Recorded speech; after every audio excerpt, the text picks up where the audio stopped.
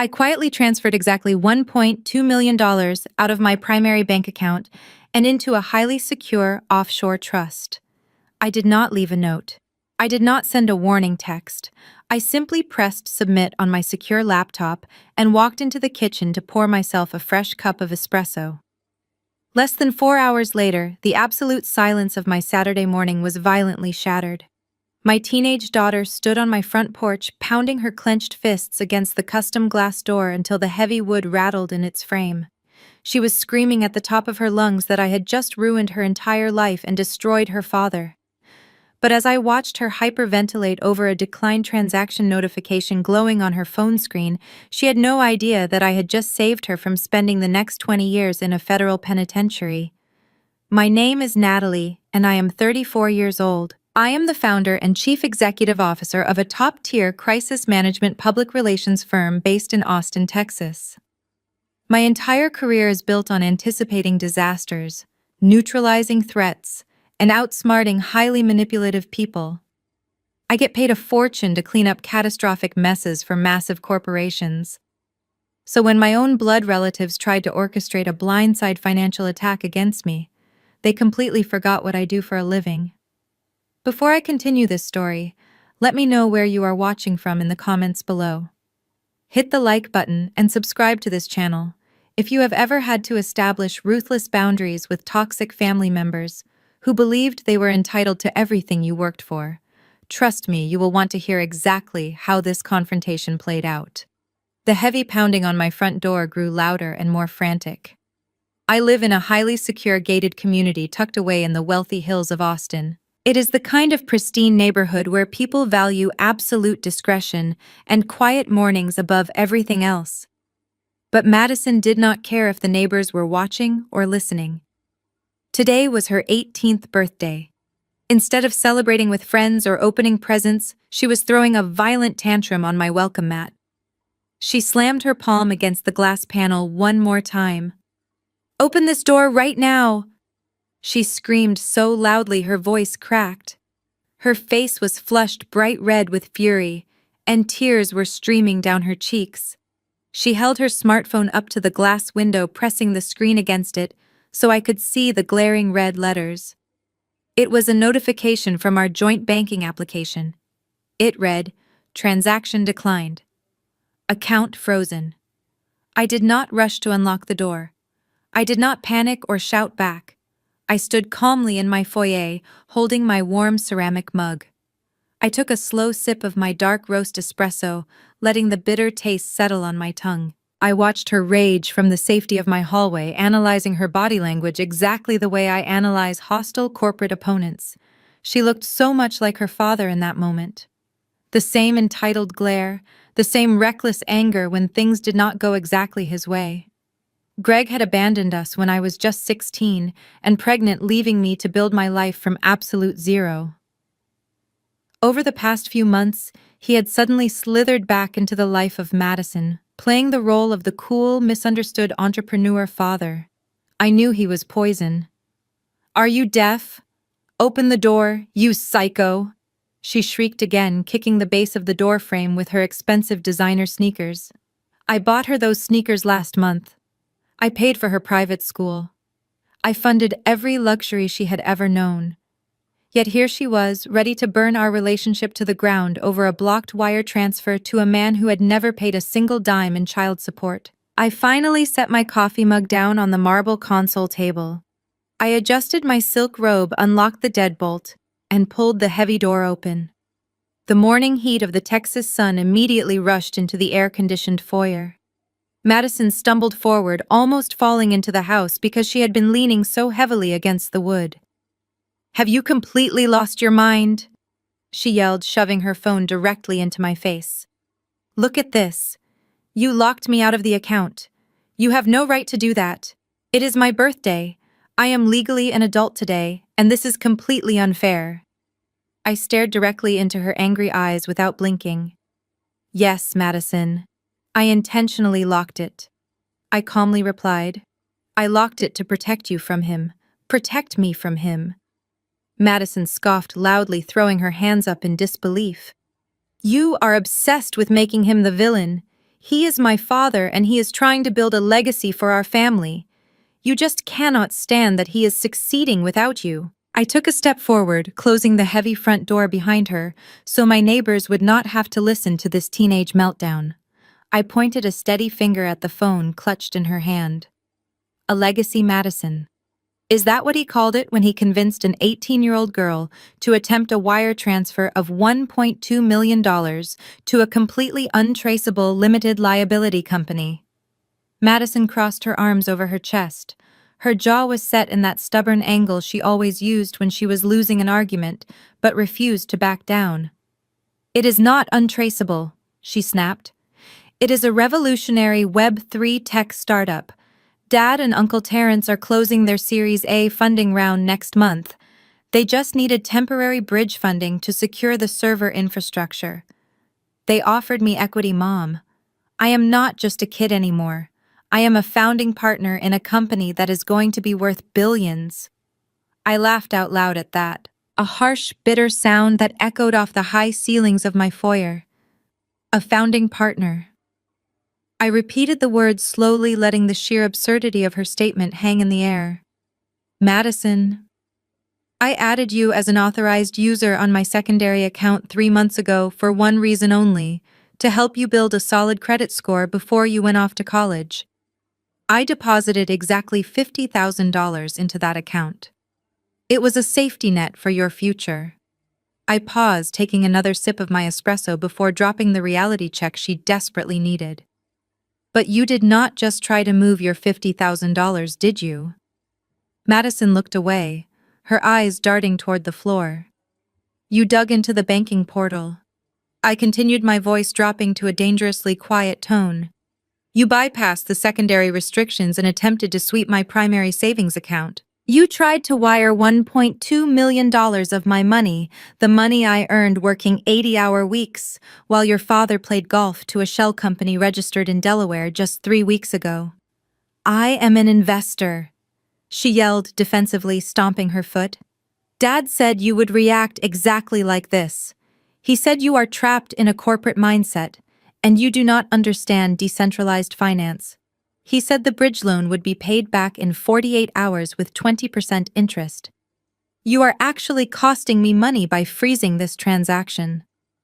I shook my head in amazement at the level of brainwashing Greg had managed to pull off in such a short amount of time. Greg never held a real job in his entire life.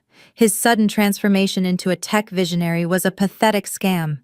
And Terrence was worse. My sister Rebecca married Terrence 5 years ago, and the man was a walking financial disaster who spoke exclusively in crypto buzzwords to mask the fact that he was drowning in massive debt. And you believed him? I asked, keeping my voice perfectly level despite the anger boiling inside me.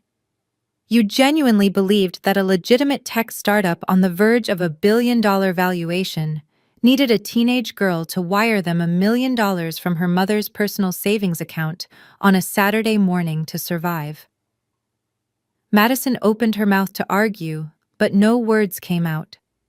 For a split second, I saw a flicker of doubt in her eyes.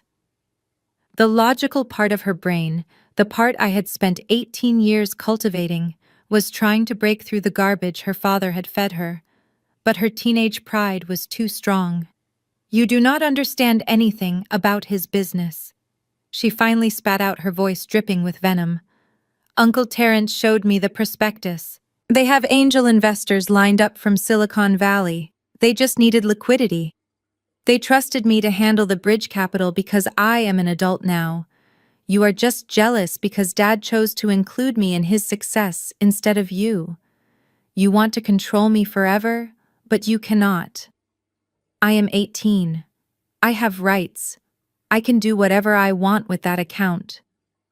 I set my coffee mug down on the smooth marble console table and tightly crossed my arms across my chest. Actually, Madison, you do not have any rights to that specific money today or any other day, I replied very calmly.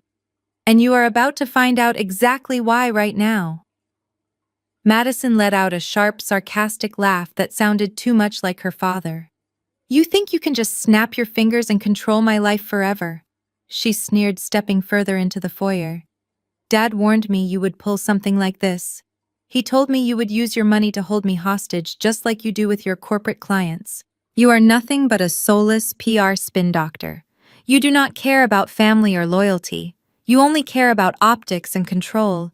I stood perfectly still, letting her words bounce off me. I had been called much worse by billionaire chief executive officers caught in embezzlement scandals. A teenager throwing a tantrum was not going to break my composure. You are so bitter. Madison continued, her voice rising in pitch as she paced across the marble floor. You have always been bitter because Dad left you. You hate that he realized he was trapped with a pregnant 16-year-old and had the courage to go out and find his true potential. He did not abandon us, Mom. He escaped you.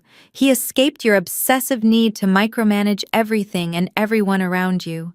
And now that he is finally building an empire, now that he is about to be wildly successful and invited me to be part of it, you are trying to sabotage him because you cannot stand the thought of him winning without you. She paused, gasping for air, expecting me to yell back. She expected a mother-daughter screaming match. She expected me to defend my sacrifices, to cry about how hard it was to raise her alone while working night shifts and going to college online. She wanted me to give her a sad, emotional monologue so she could roll her eyes and storm out feeling victorious. I gave her absolutely nothing. Instead, I turned my back on her and walked over to the kitchen island. I picked up my silver iPad and tapped the screen, waking it up. Are you even listening to me? Madison shrieked, her frustration boiling over as she followed me into the kitchen. I am telling you that I am done playing your games. I am an adult. Dad respects me as a business partner. Uncle Terrence respects me. You are the only one who still treats me like a stupid child. I did not look up from the screen. I swiped my finger across the glass opening an encrypted application that my security team uses for high-level corporate espionage investigations. I typed in my complex alphanumeric password and hit enter. The screen flashed green, indicating a secure connection to my private server. You are ignoring me just like you always do when you know you are wrong, Madison yelled, slamming her hand flat against the granite countertop. Unfreeze the account, Mom. Dad is waiting for the wire transfer. The development team in California needs the server space paid for by noon today, or the entire launch is delayed. If you ruin this for him, I will never forgive you. I will move out today and I will never speak to you again. I continued scrolling through the files on my iPad, my face completely devoid of emotion. I opened a specific folder labeled Operation House of Cards. Inside were dozens of digitized documents, bank statements, audio recordings, and police reports. I selected the first file and dragged it onto the mirroring application connecting my iPad to the large smart television mounted on the living room wall. Mom! Madison screamed one final time, her voice cracking with absolute desperation. Do you even care that you are destroying my relationship with my father? I finally lifted my eyes from the glowing screen and looked at her. Her chest was heaving, her face was red, and her hands were shaking. She had fired every piece of emotional ammunition Greg had given her, and none of it had left a single scratch on my armor. I felt a brief pang of pity for her. She was so young, so naive, and so unaware of the monster she was trying to defend. I tapped the volume icon on my iPad, turning it all the way up. Are you finished, Madison? I asked, my voice dangerously quiet. Have you recited all the lines Greg told you to memorize? She blinked, taken aback by my chilling tone. What are you talking about? I walked around the kitchen island, closing the distance between us, until I was standing just a few feet away from her. I looked her dead in the eye. I am not a soulless spin doctor, I replied evenly. I am a highly trained crisis manager. And you are currently standing in the middle of a massive federal crisis. I watched the color completely drain from Madison's face. Her shoulders slumped forward, and the defiant posture she had carried through the front door vanished in an instant. A federal crisis. She repeated the words slowly, as if they were a foreign language she could not translate. What are you talking about? I placed my silver iPad flat on the smooth surface of the kitchen island. I did not raise my voice. I did not gloat. I simply delivered the truth with the precision of a surgeon. I did not freeze the account because I am a bitter ex-Madison. I froze it because I just saved you from a 20-year federal prison sentence for wire fraud. Madison took a physical step backward. Her expensive designer sneakers squeaked loudly against the polished hardwood floor. "That is a lie," she stammered, shaking her head rapidly. "Dad said it was a standard bridge loan. He said you just had to sign a release form and the money would be legally transferred." I let out a heavy sigh, feeling the weight of my daughter's dangerous naivety. "Your father lied to you," I stated plainly. "There is no such thing as a standard bridge loan authorized by an 18-year-old girl using funds she does not legally own. When you tried to move $1.2 million out of my primary savings account this morning, you triggered a massive fraud alert. The banking system immediately flagged the transaction. If I had not intervened and locked the account myself, the bank would have automatically reported the attempted transfer to the Federal Bureau of Investigation."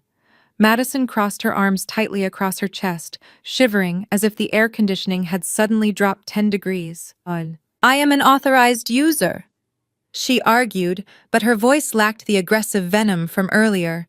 It sounded small and terrified. "You are an authorized user on a secondary credit building account containing $50,000. I corrected her. "You are not a signatory on my primary wealth management portfolio. By attempting to bypass the security firewalls and sweep the primary funds into an unregistered limited liability company out of state, you committed a federal offense. Wire fraud over $1 million carries a mandatory minimum sentence in federal court. And who do you think the authorities would arrest? Your father, who requested the money over a secure encrypted messaging application with disappearing texts? Or you, the legal adult, who actually pressed the button and initiated the illegal transfer?" The harsh reality of my words finally slammed into her. Her mouth opened, but no sound came out. She looked down at her hands as if she suddenly realized they were covered in invisible handcuffs. "He told me it was safe." She whispered, a single tear escaping her right eye and cutting a path through her carefully applied makeup. "He promised me he had his corporate lawyers look over the paperwork. He said I was just acting as a temporary fiduciary for the startup." I stepped closer to her, softening my expression just a fraction. "A temporary fiduciary is just a fancy legal term for a fall guy, Madison," I explained, keeping my tone steady and educational. "He used your 18th birthday as a weapon. He waited until today because today you are legally responsible for your own actions. If the transfer had gone through and the authorities had tracked the money, he would have claimed ignorance. He would have let you take the fall while he disappeared with my life savings. He is using you as a human shield." Madison squeezed her eyes shut, crying silently. She was finally starting to understand the terrifying scope of the manipulation. The father she had idolized, the man who had promised her an empire, had actually handed her a live grenade and pulled the pin. "Mom, I did not know." She choked out, her voice trembling with genuine fear. "I swear I did not know it was illegal. I just wanted him to be proud of me. I wanted to be part of something big." Before I could respond to her apology, a low hum vibrated through the quiet morning air. A shadow fell across the frosted glass of the front door. We both turned our heads toward the window, just as a sleek black Tesla Model S sped up my long, winding driveway and slammed to a sudden halt near the front porch. The tires screeched sharply against the expensive paving stones. I recognized the obnoxious custom license plate immediately. The parasites had arrived. I knew exactly who was sitting inside that tinted luxury vehicle. Greg and his desperate accomplices were here to personally secure the stolen funds. They thought they had cornered a helpless woman. They were entirely dead wrong. Before I could even blink, 4 car doors slammed shut in unison. Heavy footsteps marched up the front steps, and without bothering to knock, the front door swung open again. Greg walked into my foyer looking like he had just stepped out of a magazine spread for successful tech entrepreneurs. He wore a fitted navy blazer over a crisp white shirt and expensive designer jeans. His hair was perfectly styled to look effortlessly messy. Right behind him was my younger sister, Rebecca, wearing an oversized pair of dark sunglasses and a smug expression. Trailing behind her was her husband, Terrence, looking equally arrogant in a flashy tailored suit that I knew for a fact he could not afford.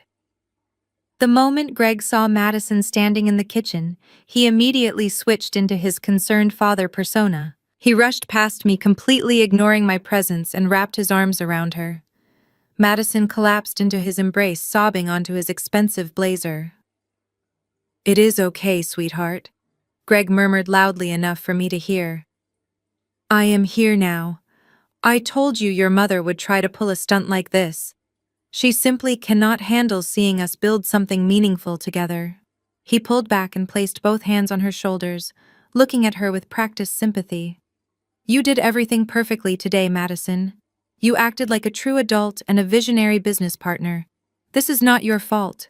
It is just your mother letting her past trauma interfere with your bright future." Then he finally turned his gaze to me. His face shifted from loving father to condescending businessman. He let out a long, dramatic sigh, as if dealing with me was the most exhausting burden in the world. "Natalie, you need to stop this childish tantrum right now," he said, his voice dripping with fake patience. "You are embarrassing yourself, and you are traumatizing our daughter on her 18th birthday." I crossed my arms and stared at him. "Traumatizing her." I repeated, my voice flat. "You tried to make her commit a federal crime, Greg. You used her social security number and her birthday to orchestrate a fraudulent wire transfer." Greg let out a dismissive laugh and shook his head. He looked over his shoulder at Rebecca and Terrence as if inviting them to share in the joke. "Listen to yourself, Natalie," he scoffed. "You have spent too many years writing paranoid press releases for corrupt politicians. You are seeing conspiracies where there is only innovation. I am not stealing anything. I am giving our daughter a ground floor equity stake in a decentralized Web3 platform that will revolutionize digital logistics. I am trying to teach her how to build generational wealth, something you know absolutely nothing about because you just hoard your money in boring traditional bank accounts. I just needed a temporary bridge loan to secure our server architecture. It is standard industry practice." Terrence nodded vigorously in agreement, stepping forward to stand next to Greg. "That is right," Terrence chimed in, adjusting his expensive watch. "The liquidity pools are waiting on this capital deployment." Greg held up a hand to stop Terrence from speaking further. Greg wanted to deliver the final blow himself. He reached into his blazer pocket and pulled out his smartphone, tapping the screen with sharp, aggressive movements. "Here is how this is going to work, Natalie." Greg stated, his tone dropping the fake warmth and becoming cold and threatening. "I have my corporate attorneys on standby right now. They have already drafted the emergency injunction. You are illegally withholding funds from a legal adult who is a registered authorized user on that account. You are committing financial abuse against our daughter. I will give you exactly 10 minutes to grab your purse, get in your car, and drive down to the local branch with us. You are going to sit in front of the branch manager, and you are going to personally authorize the release of those funds to my company account. If you refuse to do this, I will call my lawyers, and we will file a massive lawsuit against you before lunch. I will drag you and your precious public relations firm through the mud. I will tell every single media outlet in Texas that you are financially abusing your own teenage daughter out of pure spite and jealousy. You will lose your business, your reputation, and every single client you have. The choice is yours, Natalie. You can either be the supportive mother who helps her child succeed in the modern tech world, or you can be the bitter villain who destroys her own family out of sheer spite. Make your decision right now, because my legal team is waiting for my phone call. Do not test me on this." I stared at Greg without blinking. His empty threat hung in the quiet air of my foyer. He actually believed his aggressive corporate posturing would intimidate me. Before I could respond to his ridiculous ultimatum, Terrence stepped forward, adjusting the cuffs of his overly tailored suit. He flashed a condescending smile, clearly believing that Greg had effectively terrified me into submission, and now it was his turn to play the calm, reasonable tech genius. Listen, Natalie. Terrence began, his voice dripping with forced patience, as if he were explaining basic math to a toddler. I know you are feeling defensive right now, but you have to look at the bigger picture. We are not talking about some traditional brick-and-mortar business here. We are deploying a decentralized blockchain infrastructure. We are tokenizing logistics assets across multiple nodes. You are panicking because you do not understand the underlying architecture of what we are building. I crossed my arms and tilted my head slightly. I rested my right hand over my left wrist, casually tapping the sleek screen of my smartwatch. With 2 subtle swipes, I activated the encrypted voice recording application. A tiny green microphone icon appeared on the watch face, confirming that every single word echoing through my hallway was now being captured and uploaded to my secure cloud server. Go on, Terrence, I said softly. Please explain the underlying architecture to me. Terrence puffed out his chest, clearly thrilled to have an audience. The bridge capital Madison tried to provide is essential for our liquidity pools. He continued, pacing slightly as he waved his hands around. We are currently navigating a highly competitive seed round. The venture capitalists we are speaking with in Silicon Valley demand proof of concept and immediate server deployment. If we do not secure the nodes by the end of the weekend, the smart contracts fail, and we lose our competitive advantage in the Web3 space. We are talking about an exponential return on investment, but it requires agile financial movements. He paused to check his reflection in the hallway mirror before turning back to me with a sneer. I get it, Natalie. You are a public relations person. You spend your days writing apology letters for canceled celebrities and drafting boring press releases. You manage optics. But this is high-level decentralized finance. This is not about managing a narrative. This is about algorithmic scaling. You cannot just put a positive spin on a frozen blockchain protocol. You are completely out of your depth here. I kept my expression completely blank, letting him dig his grave deeper and deeper with every ridiculous buzzword he threw out. His confidence was staggering, considering he was wearing a suit he bought on credit to pitch a fake company that had 0 actual product. So just to be clear, Terrence, I asked, keeping my voice light and inquisitive, you needed my 18-year-old daughter to bypass my banking security protocols to fund your liquidity pools because your Silicon Valley investors cannot wait until Monday. Exactly. Terrence smiled, nodding eagerly. He was so caught up in his own ego that he did not realize I was systematically locking him into a verifiable recorded confession. Traditional banks are dinosaurs, Natalie. They operate on archaic schedules. We operate on the blockchain. It never sleeps. Madison understands this because she has a modern mindset. She is an early adopter. We offered her an exclusive equity position because she had the vision to provide the bridge capital when the traditional funding windows were closed. You freezing that transfer is basically corporate sabotage. You are actively destroying her portfolio before it even gets off the ground. Rebecca let out a loud, dramatic sigh from the doorway and crossed her arms.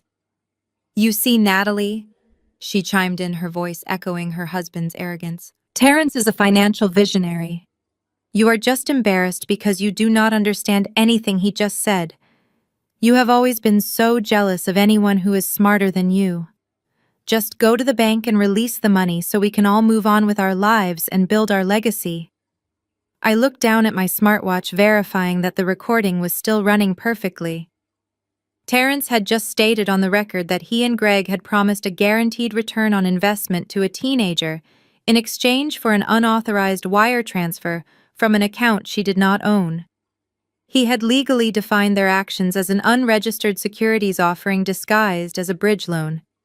He had basically wrapped his own federal indictment in a neat little bow and handed it directly to me. His arrogance was truly astonishing. I smiled.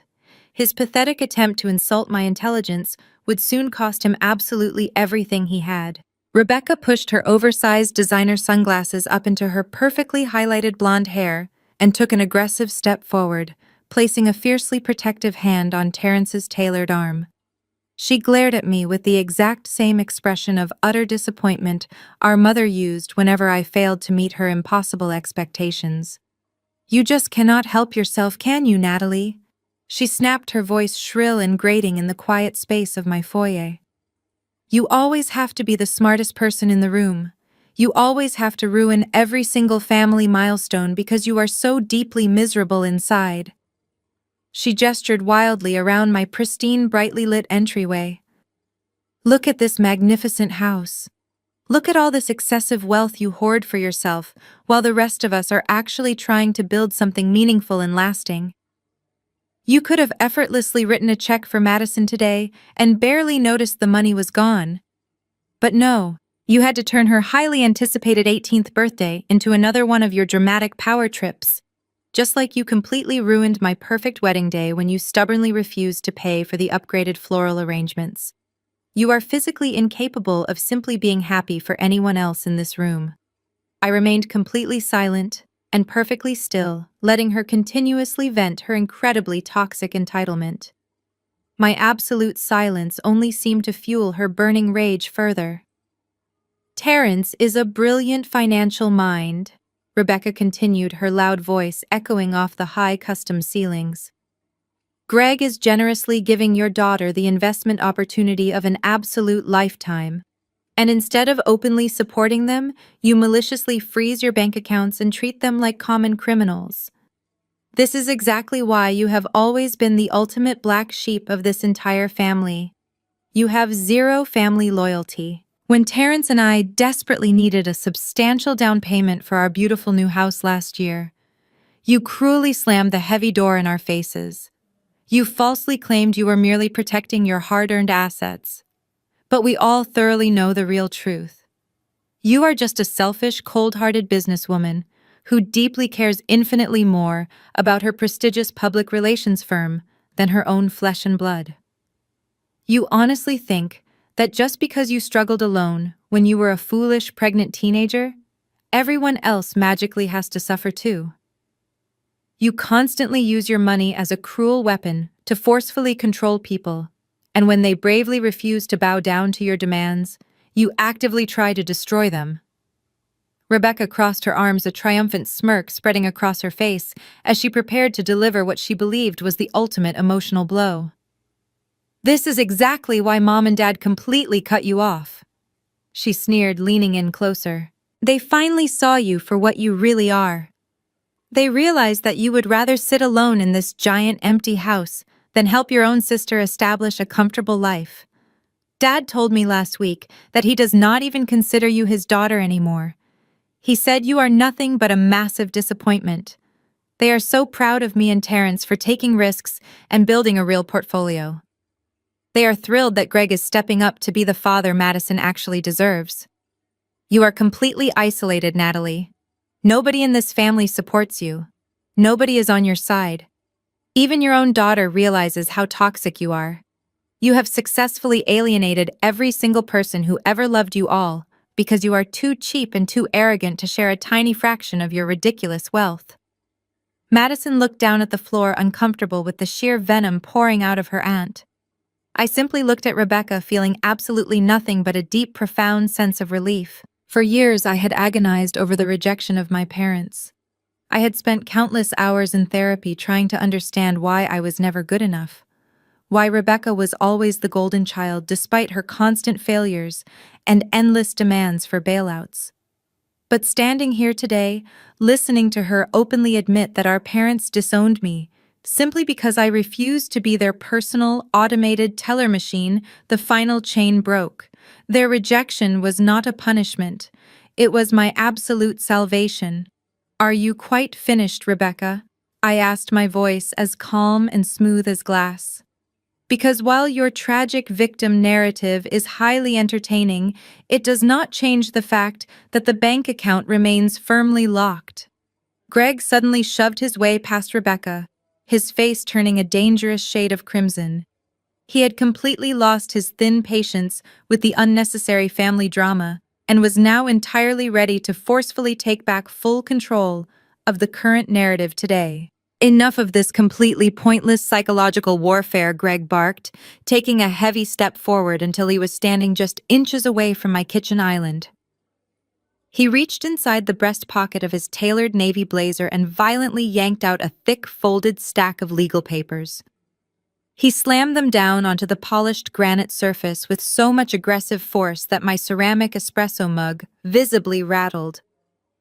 I am not here to listen to your pathetic family therapy session, and I am certainly not leaving this house without the capital that legally belongs to my company. You can try to manipulate Madison with your terrifying horror stories about federal prison, but I am not an impressionable teenager. I know exactly what you are doing, and I am putting a stop to it right now. He aggressively pointed a rigid finger at the thick stack of printed documents. That is a fully drafted emergency injunction prepared by one of the most ruthless corporate litigation firms in the state of Texas.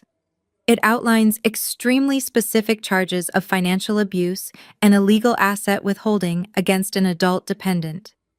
Madison turned 18 today, which means she possesses the absolute legal right to freely transfer funds from any bank account bearing her authorized signature. By intentionally freezing that transaction using your administrative privileges, you are actively committing a severe civil rights violation. My legal team is highly prepared to drag you into a highly publicized courtroom battle that will make you look like a controlling, unstable tyrant who financially abuses her own child. I glanced down at the papers without making a single move to actually pick them up. Greg leaned forward, placing both of his hands flat on the countertop to loom over me. You pride yourself on being the ultimate crisis manager, Natalie. You built your entire precious public relations firm on the foundational idea of perfectly managing public perception and protecting high-profile reputations. But what happens when the brilliant crisis manager suddenly becomes the devastating crisis? How exactly do you think your massive Fortune 500 clients will react when they wake up tomorrow morning and read the front-page headlines? Local public relations executive sued by 18-year-old daughter for financial abuse and theft. They will drop your agency so fast, your head will spin. Your entire carefully constructed corporate empire will crumble to the ground in less than a week. He checked his expensive watch, tapping the glass face with his index finger. I am giving you exactly 10 minutes to resolve this situation peacefully. 10 minutes to walk over to your laptop, log back into the banking portal, and permanently remove the administrative block on the outgoing wire transfer. If you stubbornly refuse to authorize the release of those funds to my development team, by the time that clock runs out, I am making one quick phone call. My lawyers will instantly file this injunction with the county clerk, and they will simultaneously leak the entire explosive story to my personal contacts at 3 different major news outlets. You will be utterly destroyed both financially and professionally. You will lose everything you have spent the last 18 years desperately trying to build just to prove a petty point. Madison watched her father with wide, terrified eyes, clearly overwhelmed by the sudden escalation of the conflict. "Dad, please do not destroy her business," she whispered, her voice trembling with genuine panic. "We just need the money for the servers, right? We do not need to ruin her life." Greg did not even bother to look back at her when he responded. He kept his cold, dead eyes locked entirely on my face. "She is bringing this destruction onto herself, Madison," he stated coldly. "I am simply holding her accountable for her extremely toxic behavior. Sometimes you have to burn down the old corrupt systems to build something new and pure. This is a vital lesson in corporate leverage. Your mother only responds to overwhelming force." I stared at the supposed legal documents resting on my granite countertop. I could immediately tell just by glancing at the formatting that they were completely fake. The font was wrong, and the legal jargon was a chaotic mess of meaningless buzzwords copied directly from a basic internet search. Greg was pulling a massive bluff. He was desperately playing a high-stakes game of poker with a completely empty hand, hoping my fear of public embarrassment would force me to fold. He fundamentally misunderstood who he was dealing with. "I do not fear negative press. I manufacture and manipulate it for a living. You have 9 minutes left, Natalie." he suddenly growled, his face twisting into an ugly sneer. Make the smart choice for once in your miserable life and pay me. Instead of arguing with him, I simply smiled. It was not a defensive smile or a nervous habit. It was a genuine, deeply satisfied smile. I turned my back on his red, sweating face and walked gracefully past him toward the sleek, stainless steel wine fridge built into my custom kitchen cabinetry. The heavy silence in the room was palpable. I could feel the confusion radiating from Greg, Terrence, and Rebecca. They had fully expected a screaming match. They had anticipated tears begging or perhaps a frantic phone call to my own legal team. By completely ignoring his aggressive 9-minute countdown, I had instantly shattered their carefully rehearsed illusion of control. I grasped the polished handle of the wine fridge and pulled it open, letting the cool temperature-controlled air wash over my hands. I reached inside and selected a bottle of expensive vintage Cabernet Sauvignon. I retrieved a crystal wine glass from the upper cabinet and uncorked the bottle with smooth, practiced movements. The rich, dark red liquid poured into the glass with a soft, rhythmic sound that echoed loudly in the tense quiet of the house. I took my time. I let them stand there awkwardly in my foyer, shifting their weight and exchanging nervous glances. Terrence cleared his throat, clearly uncomfortable with the sudden shift in dynamics. Rebecca crossed her arms tighter, her smug expression slowly melting into a look of deep uncertainty. Greg stood rigidly by the granite countertop, his fake legal documents still resting uselessly next to my espresso mug. He glared at me, his jaw clenched so tightly I could almost hear his teeth grinding together. He wanted to shout again, but he was completely paralyzed by my absolute lack of fear. I picked up my wine glass and took a slow, appreciative sip, letting the complex flavors linger on my palate. Then I turned around to face them. I gestured toward the spacious sunken living room just a few steps down from the kitchen. The brilliant morning sunlight was streaming beautifully through the massive floor-to-ceiling windows, illuminating the expensive modern furniture and highlighting the fine dust motes dancing in the silent air. "Why do we not make ourselves comfortable?" I suggested, my voice smooth and perfectly polite, carrying absolutely no trace of fear. "Since we are apparently going to spend the next few minutes discussing high-level legal strategy and emergency injunctions, we might as well sit down and be civilized." Nobody moved for a long, agonizing moment. They were entirely unsure how to appropriately react to my terrifyingly calm demeanor. Madison was the first to finally break the frozen tableau. She slowly walked down the short flight of stairs and sank onto the edge of the plush gray sofa, looking physically exhausted and entirely overwhelmed by the situation. Seeing her move naturally prompted the others to cautiously follow. Rebecca walked over and sat stiffly next to Madison, keeping her expensive designer handbag tightly clutched in her lap like a protective physical shield. Terrence nervously chose a leather accent chair, leaning forward, with his elbows resting heavily on his knees, trying desperately to maintain his fragile posture of a highly confident tech business executive. Greg was the very last to move. He snatched his fabricated legal documents off the kitchen island and marched heavily into the living room, refusing to sit down. He paced back and forth across the expensive Persian rug, gripping the papers so tightly his knuckles turned completely white. I followed them, walking slowly and purposefully, enjoying every single second of their rapidly mounting anxiety. I did not sit on the sofa. Instead, I took my place in the large, high-backed velvet armchair that directly faced the entire group. It was a subtle psychological tactic, establishing my position of absolute authority in the room. I took another small sip of my Cabernet and rested the crystal glass on the polished oak coffee table. I looked directly at Greg, who had stopped pacing and was now glaring at me intensely. He was waiting for me to surrender. He was waiting for me to pull out my phone and transfer his money. I folded my hands comfortably in my lap. "Okay, Greg," I said, my tone perfectly even and conversational. "Let us talk about the law. Let us thoroughly discuss your extremely aggressive emergency injunction and the heavy legal consequences of withholding funds. But before we dive into your imaginary civil rights violations, let us talk about the $500,000 promissory note you signed with a cartel-backed loan shark last Tuesday.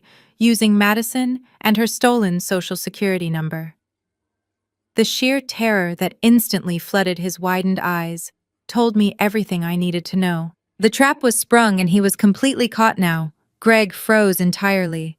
The artificial color he maintained through expensive tanning treatments seemed to instantly drain from his face, leaving him looking pale and suddenly very old.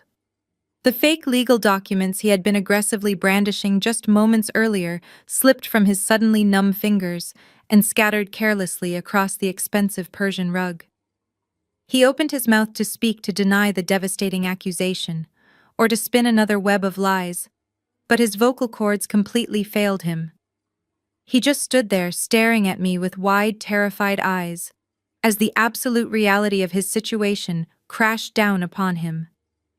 I did not give him a single second to recover his balance or attempt to rewrite the narrative. I reached down beside the velvet armchair and picked up a thick, heavy manila folder that I had prepared the night before. I tossed it onto the polished oak coffee table with a loud, decisive slap. "Go ahead and open it, Greg. Open it." I offered, my voice dangerously calm and inviting. Or perhaps Terrence would like to do the honors since he is the brilliant financial visionary of this dynamic duo. Take a good long look at exactly what happens when you attempt to orchestrate a massive financial crime against a woman who literally specializes in corporate espionage and threat neutralization for a living. Did you honestly believe that I just sit in a fancy office writing polite apology letters all day? I am the chief executive officer of a top-tier crisis management firm. When a Fortune 500 company discovers millions of dollars missing from their accounts, they do not call the local police first. They call me. I have an entire department of elite private investigators and ruthless forensic accountants on my permanent payroll. These are former federal agents who track hidden offshore assets for sport. When Madison casually mentioned your revolutionary tech startup last month, my team quietly went to work. Ooh. Terrence shifted uncomfortably in his leather chair, actively avoiding my gaze, while staring nervously at the thick folder resting on the table. Rebecca leaned forward, her earlier arrogant smirk completely replaced by a look of deep, fearful confusion. "What is she talking about, Greg?" Rebecca demanded, her voice rising in panic. "Tell her she is lying. Tell her about the angel investors in Silicon Valley." Greg could not even look at his sister-in-law. He kept his eyes glued to the floor, his chest heaving as he struggled to process the devastating collapse of his carefully constructed illusion. I did not wait for his pathetic response. I simply continued laying out the brutal, verifiable facts. "My team dug into your supposedly groundbreaking Web3 logistics company, Greg," I stated clearly, ensuring every single word resonated in the quiet room. "Do you want to know what they found?" They found absolutely nothing. There is no revolutionary blockchain architecture. There are no liquidity pools, and there is certainly no highly competitive seed round. Your billion-dollar tech empire is nothing but a registered shell company tied to a single post office box in Delaware. You have 0 actual employees. You hold exactly 0 patents. You do not even own a basic functioning website. The entire enterprise is a complete ghost. Madison gasped loudly, covering her mouth with both hands as she looked back and forth between me and her father. "Dad, tell me that is not true," she pleaded, her voice breaking into a terrified sob. "Tell me you did not just use me for a fake company." Greg finally managed to find his voice, but it was weak and desperate.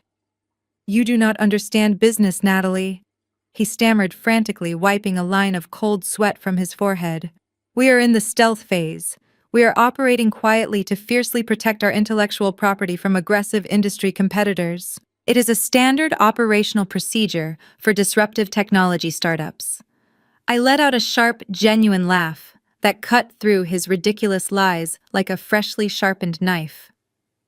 "Stealth phase," I repeated mockingly, shaking my head at his sheer audacity. "You are not operating in stealth, Greg. You are operating a highly illegal Ponzi scheme funded entirely by extremely dangerous people who do not care about your imaginary intellectual property. My forensic accountants tracked every single dollar you have touched over the past 6 months. You have not invested a single dime into any kind of technological development.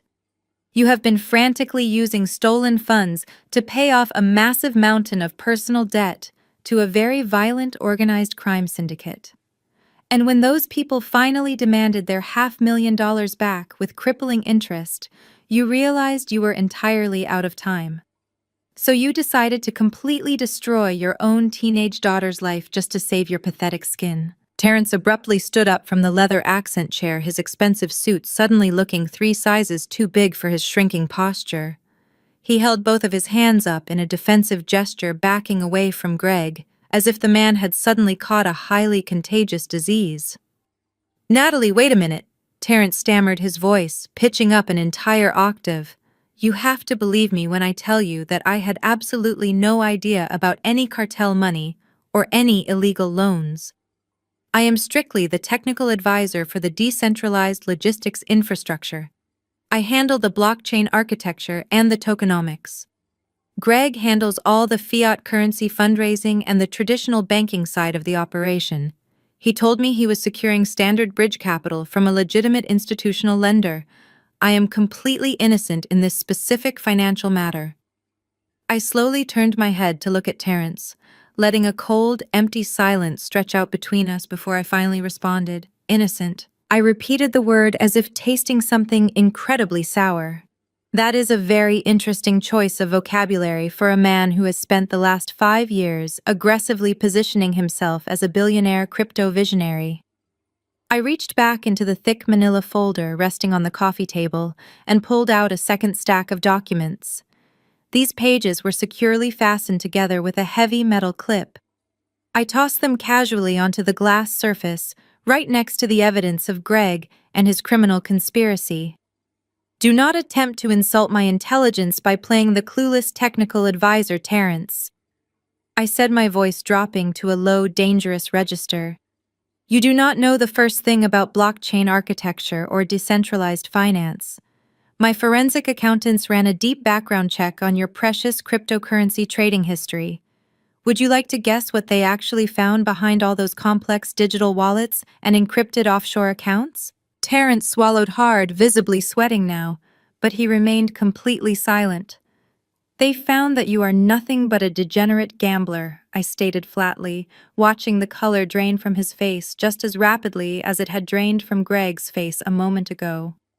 "You are not a misunderstood financial genius, Terrence. You are a desperate addict with a severe gambling problem." I leaned forward in my velvet armchair, pointing directly at the clipped stack of papers. "Those documents are verified transaction logs from 3 different illegal offshore sports betting platforms and 2 high-stakes underground casinos located in Macau. You did not lose your initial startup seed money in a sudden, unexpected crypto market crash. You did not suffer a tragic loss due to algorithmic trading errors. You intentionally wired every single dollar of your early operational capital directly to overseas gambling syndicates." I watched him flinch with every word I spoke as if I were physically striking him. "You spent the last 18 months frantically chasing your massive losses." I continued, relentlessly pulling apart his entire fake identity piece by piece. "You bet on foreign soccer matches, you played high-stakes baccarat, and you funneled thousands of dollars every week into unregulated digital slot machines. When you inevitably lost all of the money you had successfully convinced your gullible early investors to give you, you panicked. You desperately needed a massive influx of fresh cash to hide your devastating losses and keep the illusion alive. That is exactly why you eagerly partnered with Greg for this fake tech startup scam. You both needed a massive payday to save yourselves from the severe consequences of your own pathetic actions." Terrence opened his mouth to deny the accusations, but he was completely paralyzed by the overwhelming weight of the irrefutable evidence sitting right in front of him. "You used all of those flashy tech buzzwords to distract everyone around you," I said, shaking my head in absolute disgust. "You thought that if you threw around terms like liquidity pools and node deployment, nobody would bother to actually look at the underlying bank statements. You thought you could easily con my 18-year-old daughter because she trusted her family. But you made a fatal miscalculation, Terrence. You forgot that I track digital footprints for a living. I can see exactly where every single penny went, and I can mathematically prove that you never bought a single server or wrote a single line of code. Terrence slowly sank back into the leather chair, his confident posture completely shattered. He looked frantically toward his wife, seeking any sign of support or rescue. But Rebecca was not looking at him with sympathy. She was staring directly at the casino transaction logs, her eyes wide with pure, unadulterated fury. The protective bubble of arrogance around him was permanently destroyed, leaving him completely exposed. Rebecca did not blink as she stared at the thick stack of casino transaction logs scattered across the polished oak coffee table. Her perfectly manicured hands began to tremble violently. The smug, arrogant expression she had worn since she marched through my front door had completely vanished, replaced by a look of profound horror. I watched her carefully, knowing exactly how much pride she had wrapped up in her marriage. For years, she had relentlessly bragged to anyone who would listen about her brilliant husband and his incredible investments. She had mocked my career choices and ridiculed my independence, always pointing to her own life as the ultimate standard of success. Now that carefully constructed facade was collapsing right in front of her eyes. I reached into the heavy manila folder one last time and pulled out a sleek black binder. I leaned forward and gently slid it across the glass surface until it rested right at her fingertips. "Go ahead and open it, Rebecca," I said, my voice softer now, but no less devastating. "You have spent the last 3 years telling our parents and all of our mutual friends about the highly exclusive luxury real estate portfolio you and Terrence were building together. You bragged about the commercial properties downtown and the beautiful vacation rentals you were supposedly acquiring in Florida. You even mocked me for simply putting my money into mutual funds, calling me too fearful to play in the big leagues." Rebecca slowly reached out and flipped open the heavy black cover. Inside were dozens of bank statements, joint account ledgers, and wire transfer receipts. Her eyes darted rapidly across the pages, desperately searching for the properties she thought she owned. Terrence suddenly lunged forward, reaching for the binder in a frantic attempt to shut it. "Do not look at those," he pleaded, his voice cracking with sheer panic. "Rebecca, please listen to me. I can explain everything. I just needed a little more time to recover. The market dipped, and I had to leverage our assets." "Do not touch me," Rebecca screamed, slapping his hand away with so much force that the sharp sound echoed through the entire living room. She grabbed the binder and pulled it tightly against her chest as she continued scanning the documents. Her face turned chalk white as the brutal reality of her financial situation finally registered in her brain. There were no commercial properties downtown. There were no vacation rentals in Florida. Every single dollar from their joint savings account, every cent from her personal inheritance, and every dime from the home equity loan they had taken out on their primary residence had been systematically drained. "Where is it?" she whispered, looking up at Terrence with wild, terrified eyes. "Where is my money, Terrence? Where is the $500,000 we put into the escrow account last month?" Terrence physically shrank back into his leather chair, looking like a cornered animal. "It is coming back," he stammered, sweating profusely. "Greg and I had a foolproof plan. The bridge loan from Madison was going to cover the immediate debt, and then we were going to hit a massive return on the crypto nodes. We were going to double everything and put it right back before you even noticed it was gone." Rebecca let out a guttural scream of pure, agonizing betrayal. She threw the heavy black binder directly at his chest, scattering the bank statements all over him and the floor. "You stole from me!" she shrieked, her voice completely hoarse. "You gambled away our entire life savings. You mortgaged our house to pay off your pathetic underground casino debts. You lied to me every single day for years." She jumped up from the sofa and stood over him, her fists clenched at her sides. "You are nothing but a worthless, lying thief. I defended you to my family. I cut off my own sister because you convinced me she was trying to ruin us, and all this time you were the one destroying everything." The toxic family alliance had officially shattered into a million irreparable pieces. Rebecca turned her blinding rage toward Greg, who was still standing frozen near the kitchen. "And you!" she yelled, pointing a shaking finger at her brother-in-law. You knew about this. You knew he was broke, and you still dragged him into this fake tech company scam just to save your own skin. You used my husband to help you steal from an 18-year-old girl. You are both absolute monsters. Greg tried to take a step back, raising his hands defensively. Keep me out of your marital problems, Rebecca, he snapped, trying to regain some fraction of his former authority. This was a business strategy that went completely sideways. A business strategy that went completely sideways. I repeated his pathetic excuse, echoing the hollow phrase back to him in the tense living room. You are truly unbelievable, Greg. You stand there and try to deflect the blame onto Terrence as if you are some kind of innocent bystander whose brilliant corporate vision was tragically ruined by a bad partnership. I turned my attention away from my hysterical sister and her crumbling marriage. They were merely the collateral damage in this terrifying scenario. The real target. The ultimate victim of this entire elaborate scam was sitting right next to Rebecca on the gray sofa. I looked directly at Madison, who was watching her father with a mixture of profound shock and growing disgust. I picked up my silver iPad and tapped the glossy screen once, sending a direct wireless signal to the massive 85-inch smart television mounted on the wall above the marble fireplace. The dark screen instantly flared to life, casting a bright white glow across the entire room. I had preloaded a specific document for this exact moment. It was not a bank statement or a casino ledger. It was a comprehensive, deeply detailed credit report.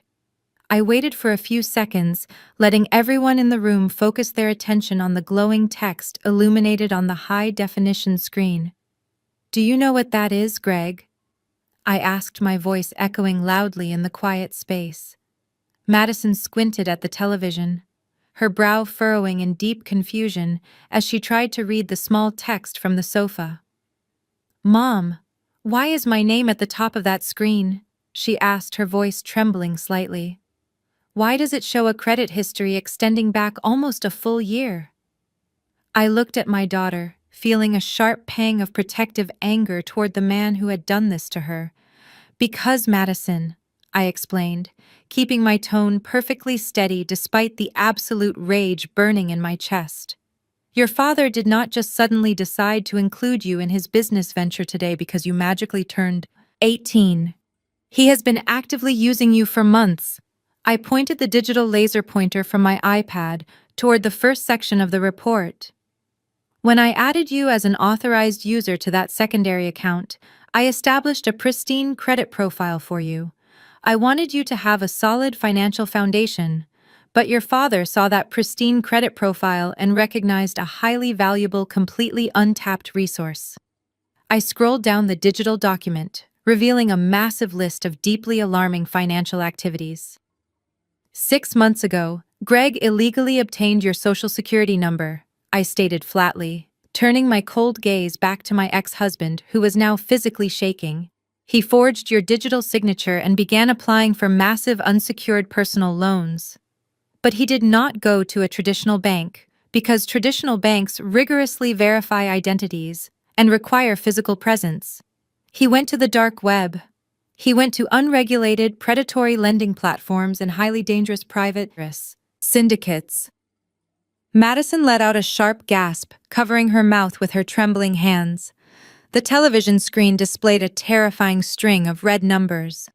There were 5 separate loans listed, each one carrying an absolutely astronomical interest rate. The total outstanding principal balance was staggering. $500,000. Every single penny of that dangerous, crushing debt was legally attached to Madison and her stolen identity. You did not want her $1.2 million wire transfer to fund a tech startup. Greg, I continued, mercilessly driving the final nail into his coffin. You did not need server space or liquidity pools. You desperately needed ransom money. You borrowed $500,000 from extremely violent people to seamlessly fund your lavish lifestyle and keep your fake entrepreneurial facade alive. And when those dangerous people finally came knocking on your front door, threatening to aggressively collect their payments, you panicked. You realized the absolute only way to save your own pathetic life was to ruthlessly sacrifice your teenage daughter. He was going to use your transfer to instantly pay off his dangerous creditors. Madison, I told her directly, making sure she fundamentally understood the full horrific scope of his betrayal. He used your 18th birthday as the perfect execution date because the banking algorithms would not automatically block a legal adult initiating a wire transfer. He was going to completely wipe out my life savings, clear his own illegal debts and walk away, leaving you entirely responsible for paying back dangerous loan sharks. Greg tried to speak, trying to form a coherent sentence to defend his horrific actions. But his dry lips just moved silently. He was completely cornered and exposed before everyone in the bright room today. But paying off the loan sharks was only the first half of your brilliant exit strategy. Greg, I continued, refusing to let him breathe. I picked up my iPad again and swiped to the very last page of the dossier. The television screen flashed and a new document appeared.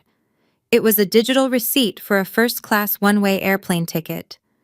The destination, printed in bold black letters across the screen, was a small island nation in the Caribbean. A nation completely famous for its strict banking secrecy laws, and more importantly, its absolute refusal to sign an extradition treaty with the United States government. Madison stared at the airplane ticket on the screen, and then slowly turned her head to look at her father. Her voice was barely a whisper when she finally spoke. A one-way ticket. She set her eyes wide with a horrific realization. You were leaving. You were going to take the money and leave me here. Greg opened his mouth and reached a hand out toward her, but he could not form a single coherent excuse.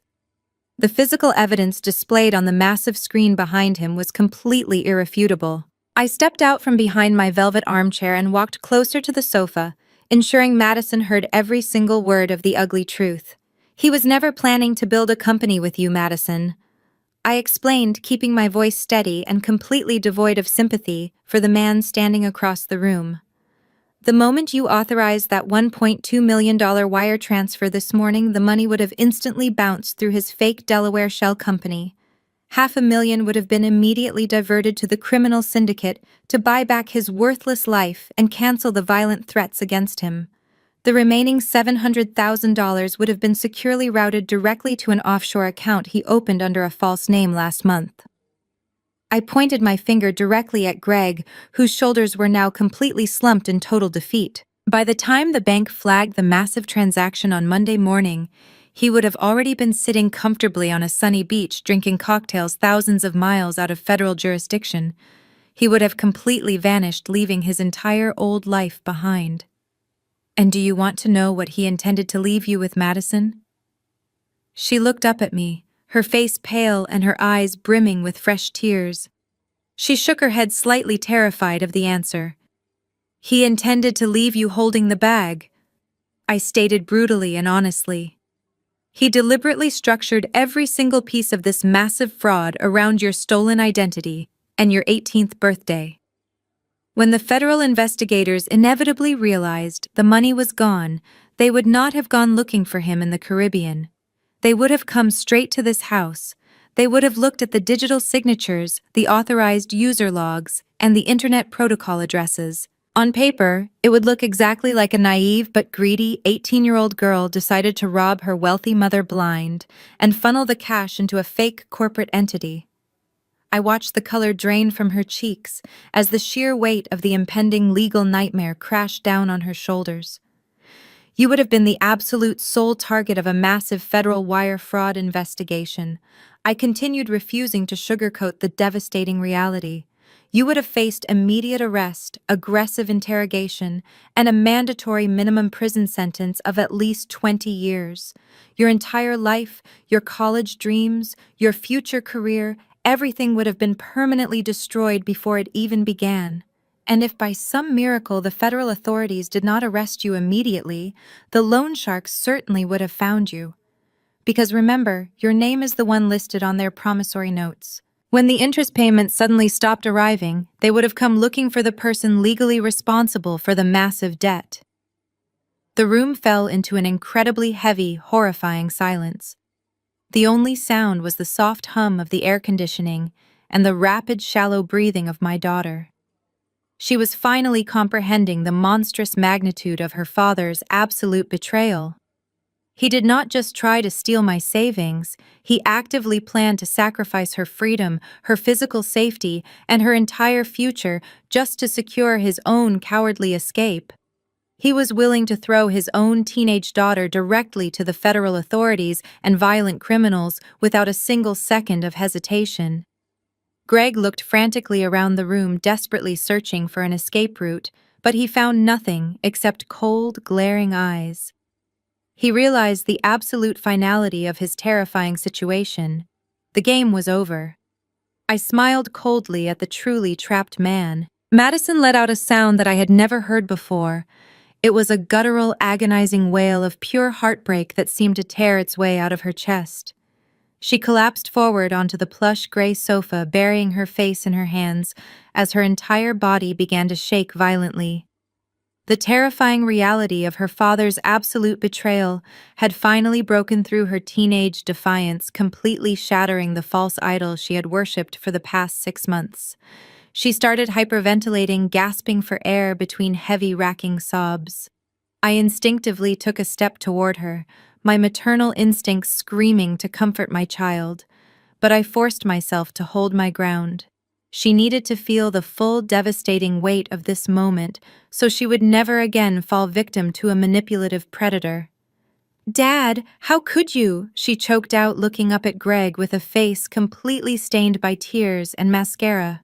"You promised me we were building a legacy together. You looked me right in the eyes and promised me you would protect me. How could you just abandon me to go to prison while you ran away to an island?" Greg did not offer her a single word of comfort. He did not rush to her side or drop to his knees to beg for her forgiveness. The charming, sophisticated tech entrepreneur facade that he had so carefully maintained since he walked through my front door completely evaporated into thin air. He looked at his own sobbing daughter with absolute cold indifference. His eyes darted frantically around my expensive living room, scanning the windows, the doors, and the documents scattered across the coffee table. He was acting exactly like a trapped rat, desperately searching for a tiny crack in the walls. He realized that the luxurious web of lies he had woven was entirely destroyed. His brother-in-law Terrence was uselessly slumped in a chair. His sister-in-law Rebecca was looking at him with pure murderous hatred. His daughter was entirely broken, and I was standing there holding the absolute proof of his massive federal crimes. "You stupid, ungrateful woman," Greg suddenly hissed, his voice dropping into a low, demonic growl that sent a chill down my spine. "You just could not leave well enough alone, could you, Natalie? You always had to destroy everything I tried to build. You built a criminal enterprise using our child's identity." "Greg," I shot back, keeping my posture completely rigid and unafraid. "And now you are going to pay the ultimate price for your extreme arrogance."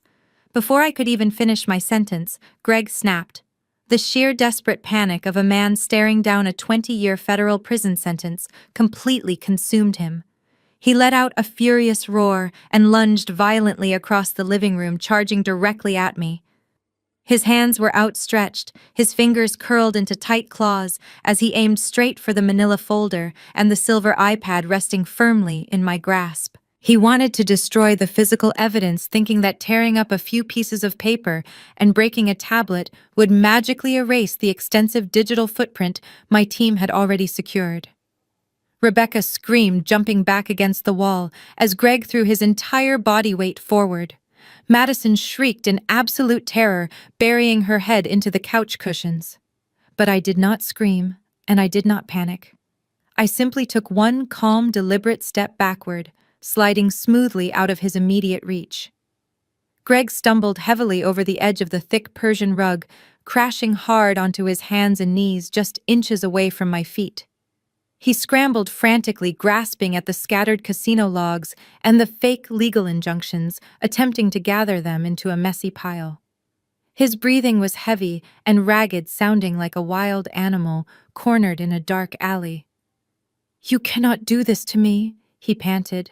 looking up at me with wild, bloodshot eyes. I will take the documents and I will leave right now. You will never see me again, Natalie. I swear to you. Just let me walk out of that front door. I looked down at him, feeling absolutely nothing but supreme satisfaction. You are not walking anywhere, Greg, I stated softly, looking directly into his terrified eyes. And as if the universe itself was waiting for my precise cue, a distant sound suddenly pierced the quiet Saturday morning air. It started as a low wail echoing over the rolling hills of my gated community.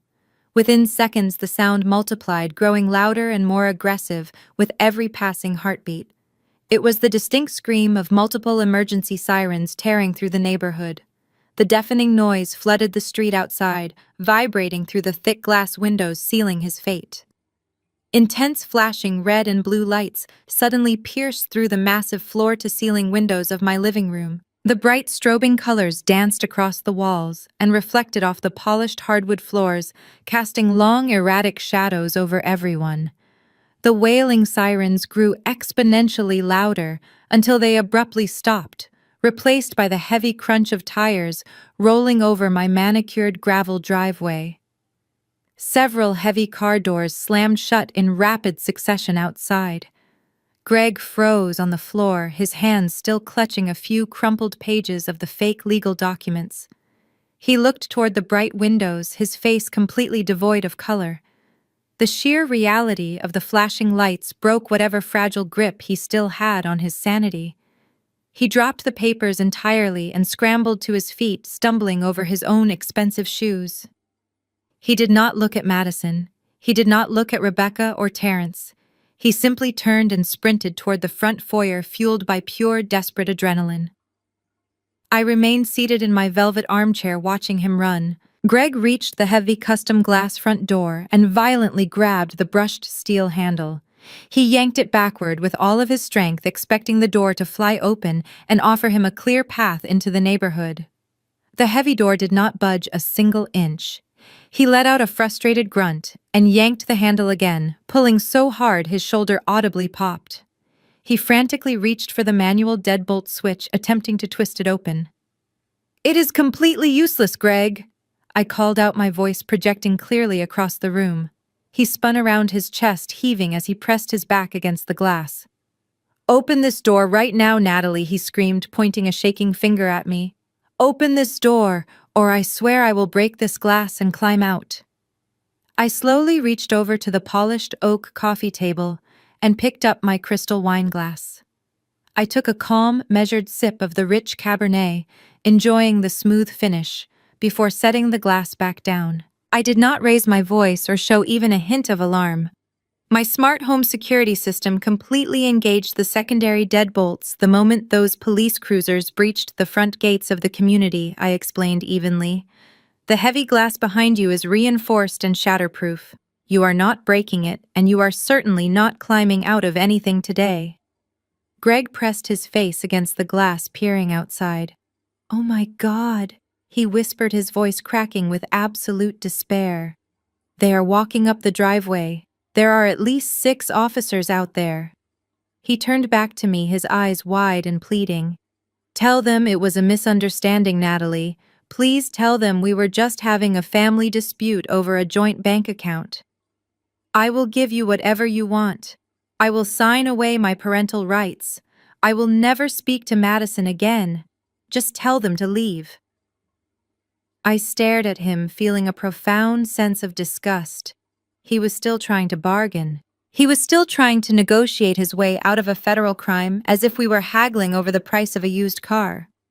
"I handle massive financial crises for Fortune 500 companies, Greg," I stated, my tone sharp and completely unforgiving. "I systematically dismantle corporate espionage and neutralize highly coordinated threats from international adversaries. Did you really think I would just sit here and argue with you all morning without a solid backup plan? Did you honestly believe I would not forward this entire comprehensive dossier directly to the Federal Bureau of Investigation 3 days ago?" Terrence let out a loud whimper from his leather chair, finally realizing that the federal authorities were likely coming for him too. Rebecca pressed her hands over her ears, squeezing her eyes shut, as if blocking out the flashing lights would magically make the nightmare disappear.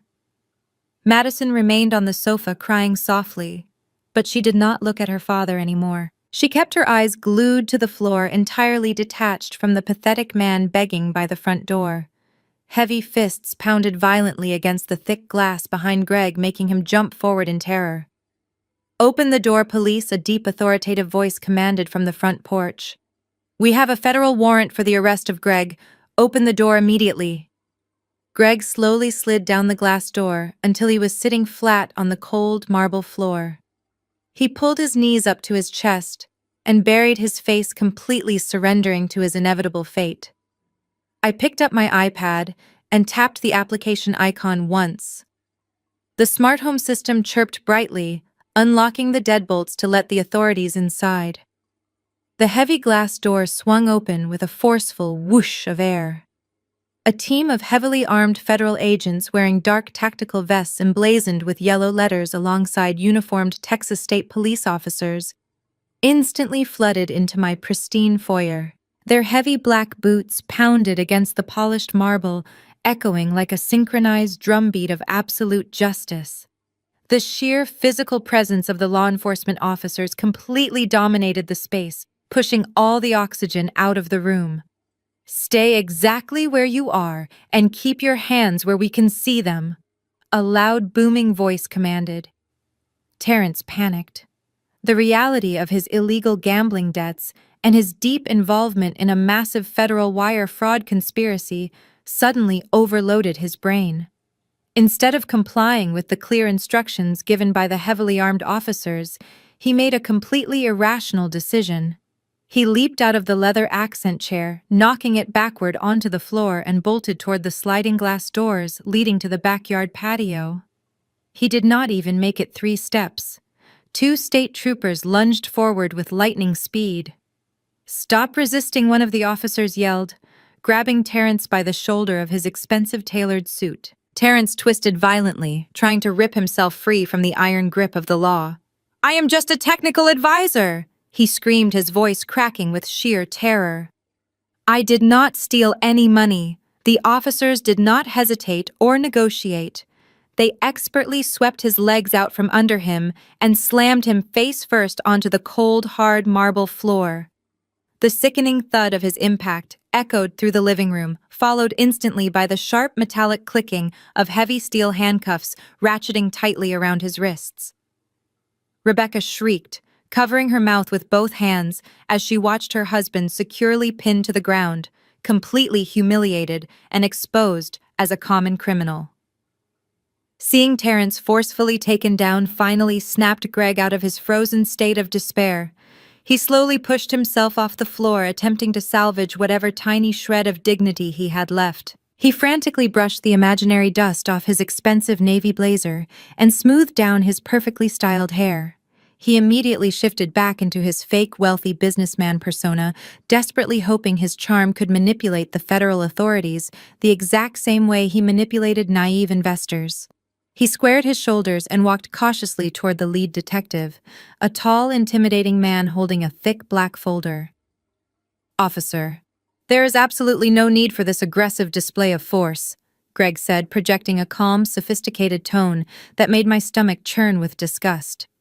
"I am a prominent technology entrepreneur in this city. This entire situation is nothing but a highly emotional domestic misunderstanding.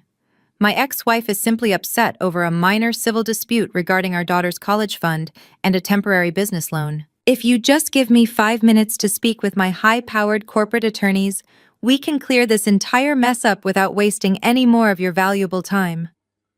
The lead detective did not even blink once at the absolutely pathetic performance. He looked Greg up and down with an expression of pure professional contempt. He did not even ask for Greg's side of the story or apologize for the interruption. "Are you Greg?"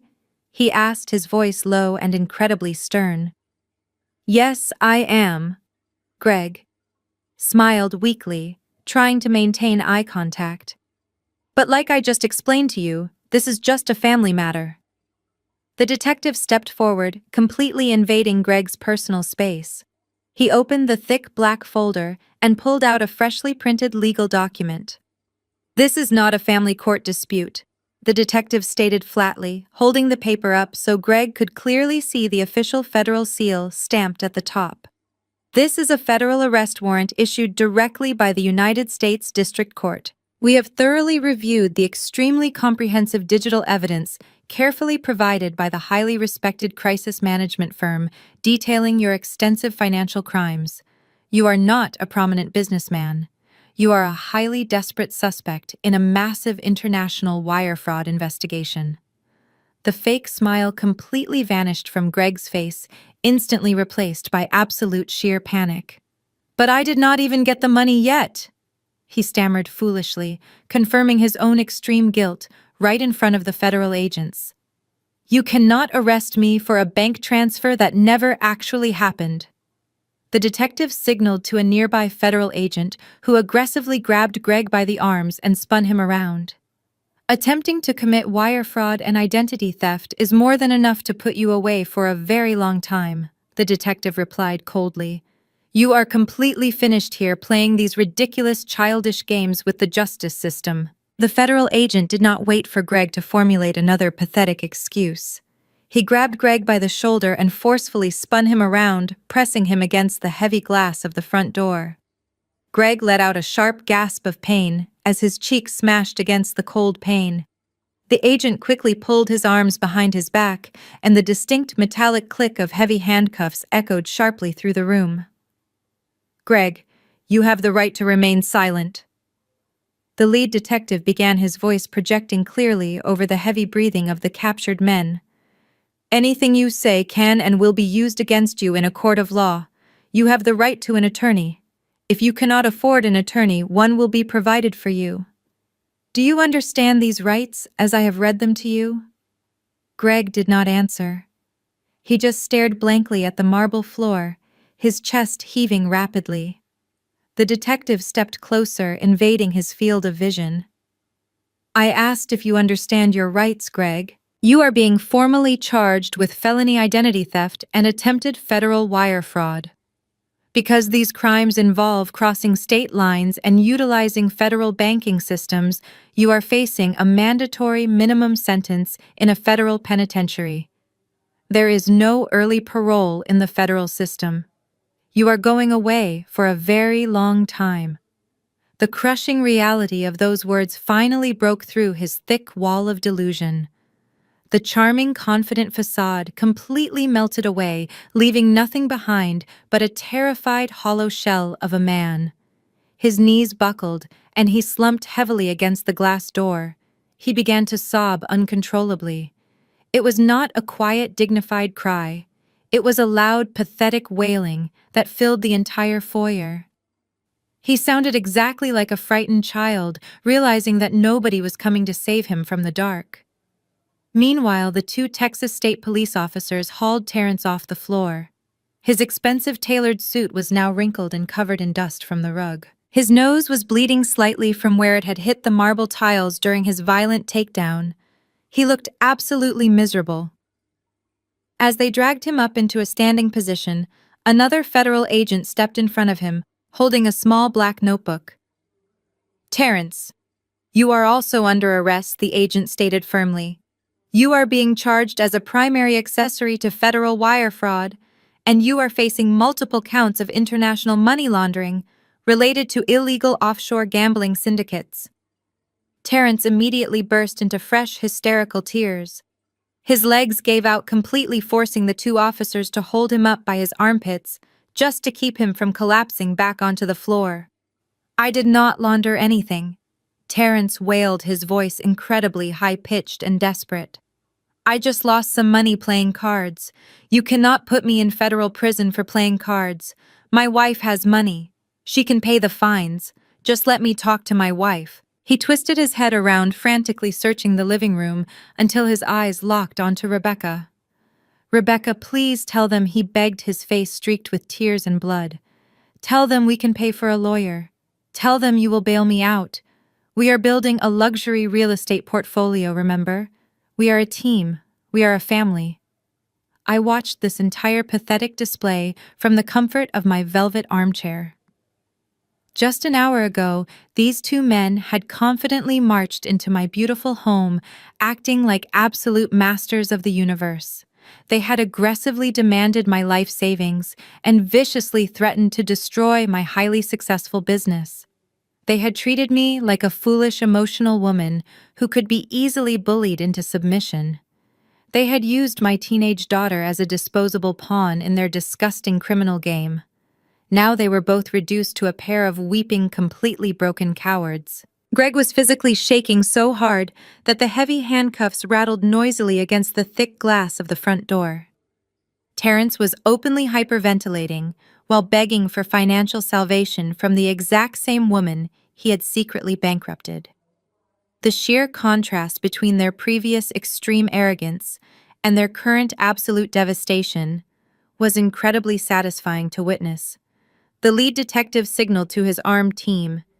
"Get them both out of my sight," he commanded sharply. The officers firmly gripped the two sobbing men and began forcibly marching them toward the front porch. Greg dragged his feet across the marble floor, leaving long scuff marks behind his expensive designer shoes. He looked back at me one last time, his face completely drenched in bitter tears.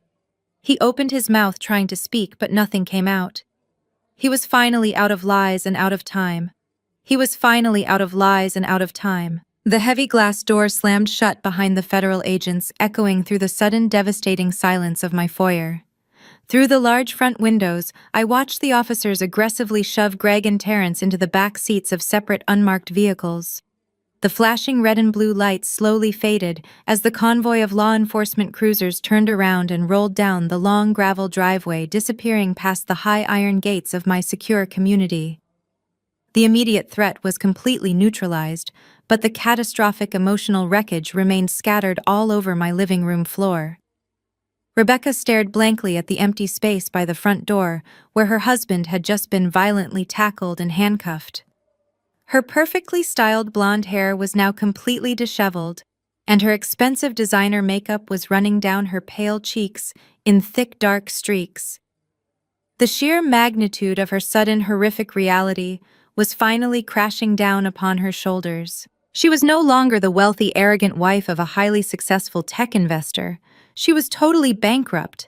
Her luxury real estate portfolio was a complete fantasy. Her massive home equity was completely gone, and her husband was currently on his way to a federal detention center facing decades behind bars.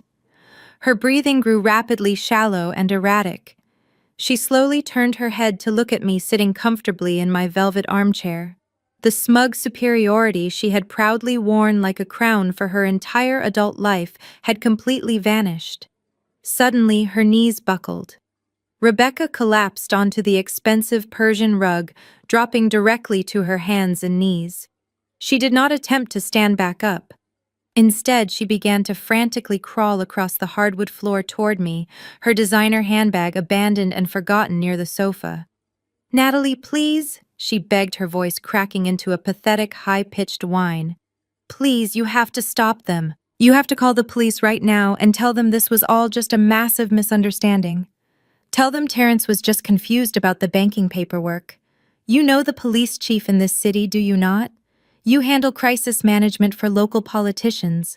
You can make one phone call and make all of this just disappear."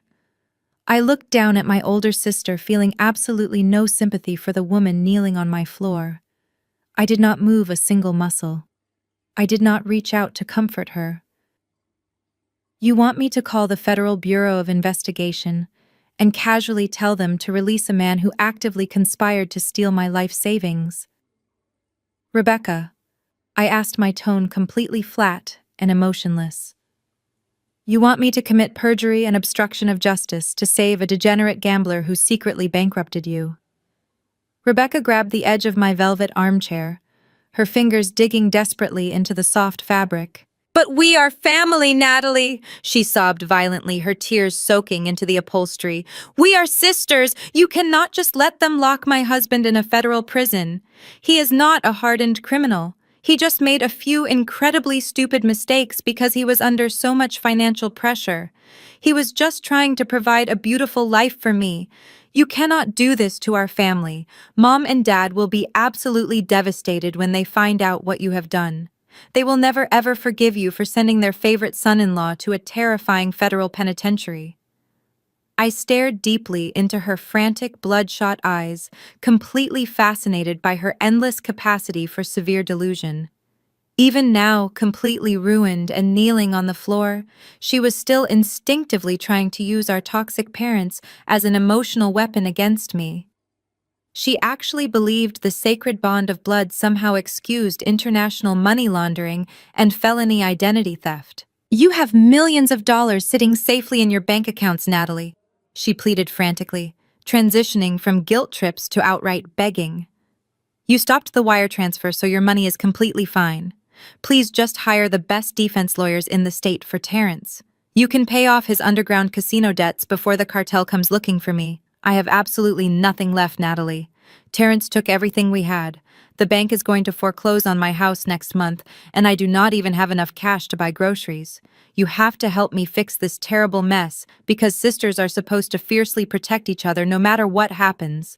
She looked up at me with wide, desperate eyes, waiting for me to magically wave my hand and erase the devastating consequences of her own blinding arrogance.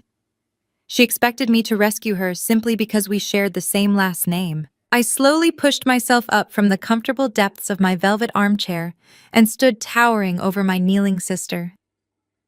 I looked down at her tear-stained face and her trembling hands clutching the expensive fabric of my chair. I felt a strange sense of absolute closure wash over me. For 18 years, I had carried the heavy burden of my family's rejection. I had allowed their cruel words and their constant dismissals to dictate my self-worth. But in this exact moment, looking at the pathetic reality of the golden child, I realized I was finally completely free. I stepped closer to her, forcing her to tilt her head all the way back just to meet my cold gaze. You honestly expect me to write a massive check to save your husband, Rebecca? I asked, my voice dropping into a quiet, deadly whisper. You want me to dip into the wealth I built with my own two bare hands to rescue a man who actively plotted to send my teenage daughter to federal prison? You think that because we share DNA, I am somehow legally and morally obligated to catch you when you fall from the ridiculous pedestal you built for yourself? Rebecca nodded frantically, her eyes wide and desperate. Yes, Natalie, she sobbed violently. We are supposed to help each other. We are blood. It is what families do when things go completely wrong. I let out a harsh, bitter laugh that echoed sharply against the high ceilings of my living room. That is a truly fascinating perspective on family dynamics, Rebecca, I replied, never breaking eye contact. Let us take a quick trip down memory lane, shall we? Let us travel back 18 years ago to the night our parents discovered I was 16 and pregnant with Madison.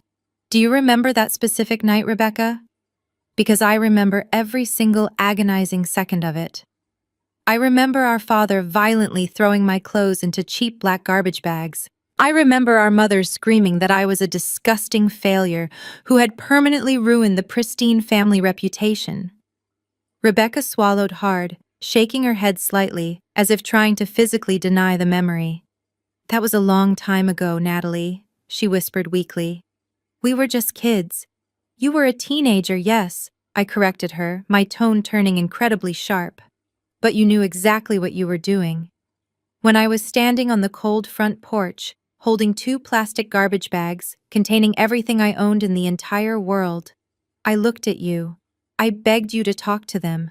I begged you to let me sleep on the floor of your bedroom, just for one night, so I would not have to sleep on the bus bench in the freezing rain. Do you remember what you said to me as you stood in the warm, brightly lit hallway? Rebecca squeezed her eyes tightly shut, letting out a soft, agonizing whimper. Please do not do this, she pleaded. I leaned down until my face was only inches away from hers, ensuring my words pierced directly through her soul. I am going to remind you exactly what you said to your desperate, terrified, pregnant sister, I whispered fiercely. You looked me right in the eyes, you smiled your perfect golden child smile, And you said choices have consequences. Do not let the door hit you on the way out. I stood back up, straightening my posture and crossing my arms firmly across my chest. You made your choices, Rebecca, I stated coldly. You chose to marry a degenerate gambler because he bought you flashy designer bags and expensive dinners. You chose to aggressively defend him when he continuously insulted my career. You chose to blindly support a criminal conspiracy that targeted my life savings. And now you are facing the absolute consequences of those incredibly arrogant choices. I will not give you a single dime of my money. I will not make a single phone call to help your husband. You are entirely on your own. Rebecca stared at me, her mouth hanging open in pure stunned silence. The absolute finality in my voice completely shattered whatever tiny shred of hope she had left clinging to her chest. She realized I was completely unbreakable. I turned my head toward the foyer where one Texas state police officer had remained standing near the open doorway, quietly observing the intense interaction. Officer, I called out, my voice clear and authoritative. This woman is no longer welcome inside my home. She is completely ignoring my explicit boundaries and causing a severe emotional disturbance. I am officially asking you to escort her off my private property immediately for trespassing. The officer stepped forward and grabbed her arm. Rebecca sobbed and finally walked away. The officer stepped forward and grabbed her arm. Rebecca sobbed and finally walked away. I followed them slowly out onto the wide stone porch to watch her leave, ensuring she was entirely removed from my property. But as I stepped through the heavy glass doorway, the bright Texas morning sun temporarily blinded me. When my eyes finally adjusted to the glaring light, I witnessed a scene that perfectly encapsulated the absolute destruction of their pathetic lives. The unmarked law enforcement vehicles had not actually left my secure community yet. The initial cruisers had merely pulled forward down my long gravel driveway to stage the prisoners before transport. Greg and Terrence were currently standing beside the trunks of two separate police vehicles, completely exposed to the entire neighborhood. My exclusive gated community is usually a sanctuary of absolute privacy and quiet discretion. The residents are high-profile executives, professional athletes, and wealthy socialites who deeply value their personal space. But nothing attracts a massive crowd quite like a spectacular federal raid on a Saturday morning. The deafening sirens and flashing lights had drawn every single neighbor out of their multi-million-dollar mansions. They were standing on their perfectly manicured lawns wearing their expensive weekend loungewear and holding their high-end smartphones perfectly level to record the entire humiliating spectacle. I leaned against the thick stone pillar of my front porch and watched the ultimate public execution of a fake empire. Greg was forcefully shoved against the side of a black sports utility vehicle so an agent could thoroughly search his pockets. The brilliant, charming tech entrepreneur who had spent the last 6 months aggressively networking at exclusive country clubs and pitching his fake startup to anyone who would listen was now the star of a viral neighborhood scandal.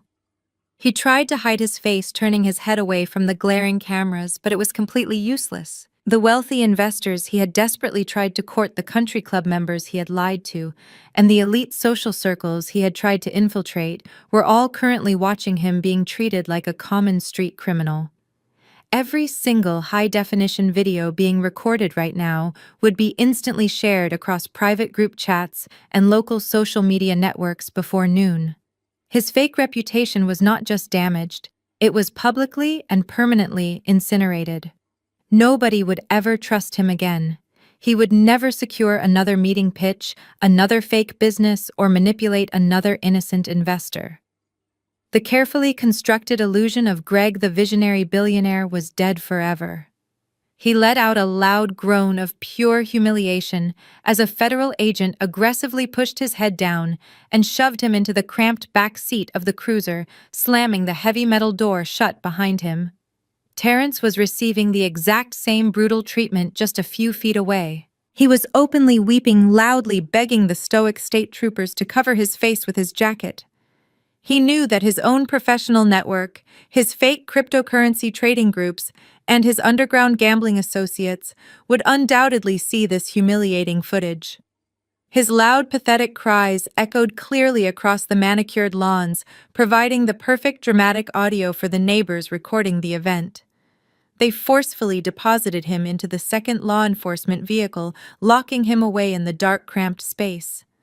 Then there was Rebecca. The officer escorted her down the long driveway, right past the crowd of staring neighbors. She had spent the last 3 years aggressively bragging to these exact same wealthy women about her massive real estate portfolio and her brilliant husband. She had constantly paraded her designer clothes and her luxury vehicles up and down this very street, acting as if she were royalty. Now she was doing the ultimate walk of shame. She tried to cover her tear-stained face with her expensive handbag, but the damage was already done. She was publicly exposed as the broke, desperate wife of a convicted felon. She stumbled down the street completely alone with absolutely nowhere to go and no money to call a premium ride service. The lead detective finally gave the loud command to move out. The engines of the heavy police cruisers roared to life, breaking the tense silence of the neighborhood. The convoy slowly rolled forward, exiting my property and turning down the main boulevard of the gated community. The neighbors continued recording until the very last flashing taillight completely disappeared around the corner. Then they slowly lowered their phones, whispering excitedly to one another as they retreated back into their beautiful homes. The spectacular show was officially over. The massive federal threat against my family and my hard-earned assets was entirely neutralized. I took one last deep breath of the fresh morning air, feeling the warm Texas sun. I took one last deep breath of the fresh morning air, feeling the warm Texas sun on my face before turning my back on the empty street. I grabbed the heavy brushed steel handle of my custom glass door, pulling it shut with a solid, definitive click. The moment the thick glass sealed into its frame, the entire house fell into an absolute dead silence. The screaming, the threats, the wailing sirens, and the chaotic footsteps of federal agents were completely gone.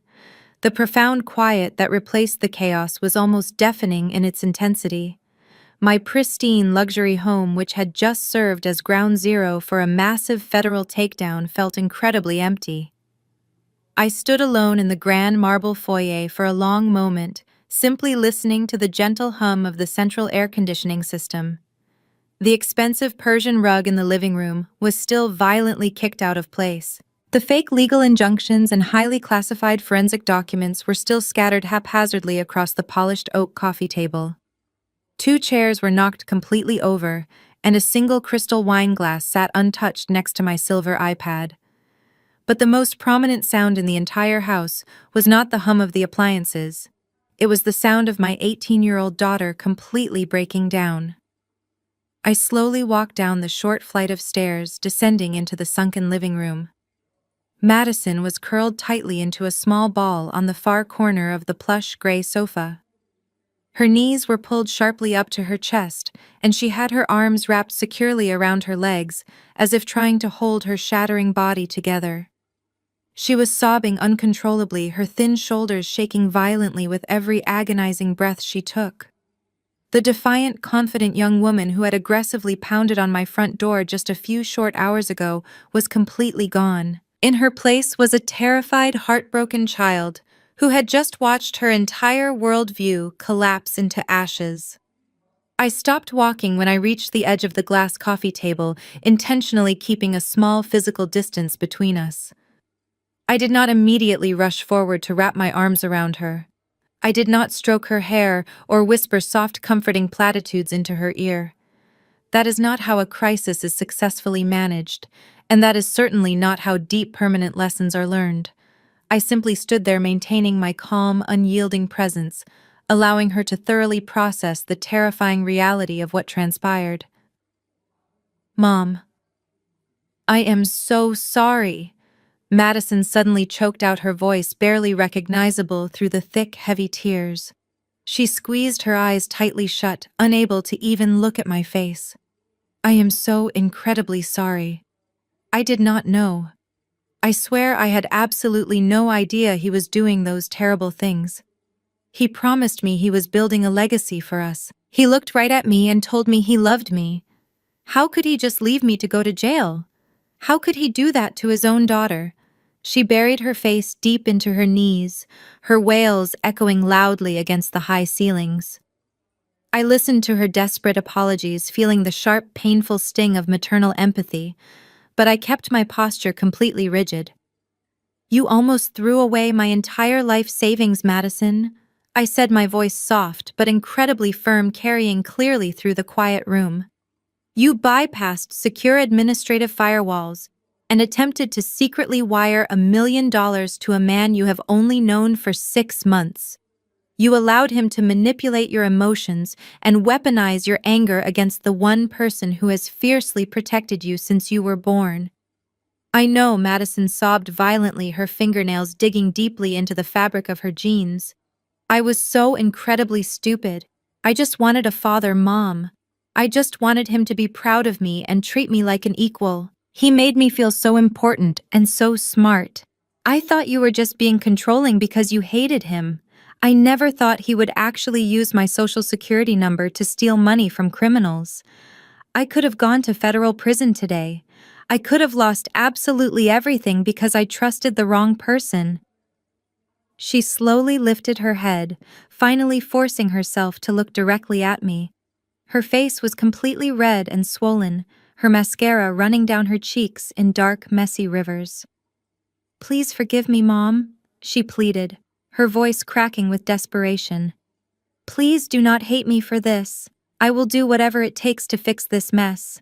Just please tell me you do not hate me." I stared at my weeping daughter, watching the painful death of her childhood innocence. I did not cross the space between us to pull her into a tight embrace. As much as every single maternal instinct inside my body screamed at me to wrap my arms around her and promise her that everything was going to be perfectly fine, I knew I could not do that.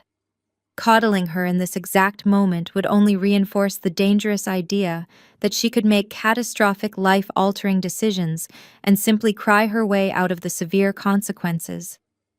She had just spent the last 6 months treating me with absolute contempt because she believed I was a bitter enemy standing in the way of her brilliant success. She needed to feel the sharp, biting sting of reality. I walked over to the velvet armchair and sat back down, resting my hands calmly in my lap. "I love you, Madison," I said, my voice steady and unwavering in the quiet room. "I will always love you more than anyone else in this entire world. But love and trust are two completely different things. You shattered my trust today. You looked me right in the eyes and called me a soulless spin doctor. You threw away 18 years of my love and sacrifice for a man who abandoned you when you were just a baby. You let his empty promises of sudden wealth completely blind you to his incredibly obvious manipulations."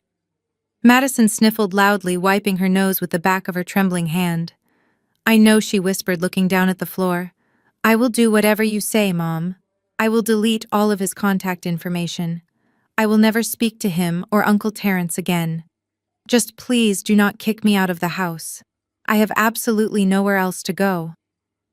"I am not going to kick you out onto the street," I replied, softening my tone, just a fraction.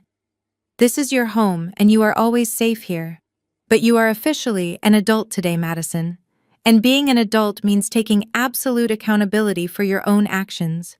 You do not get a free ride out of this massive disaster. Your father severely destroyed your credit profile. He took out $500,000 in high-interest loans using your social security number.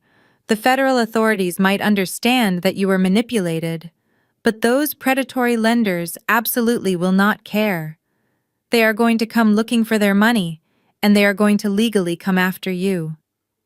Her eyes widened in fresh panic as the terrifying financial reality set back in. "But I do not have any money," she cried out, her voice pitching higher. "How am I supposed to pay back $500,000 to loan sharks? I am only 18 years old. I am supposed to start college in the fall." "You are not going to pay the loan sharks," I corrected her firmly. You are going to hire a very aggressive team of specialized defense attorneys to formally contest every single fraudulent charge attached to your identity. You are going to file official police reports for identity theft against your own father, and you are going to spend the next several months fighting a brutal uphill legal battle to completely clear your name and restore your financial standing. And you are going to pay for every single hour of those expensive legal fees completely by yourself.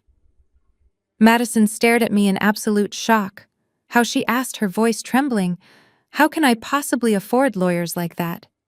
"Because starting on Monday morning you are going to be a full-time employee at my public relations firm," I stated clearly, leaving absolutely no room for negotiation or argument.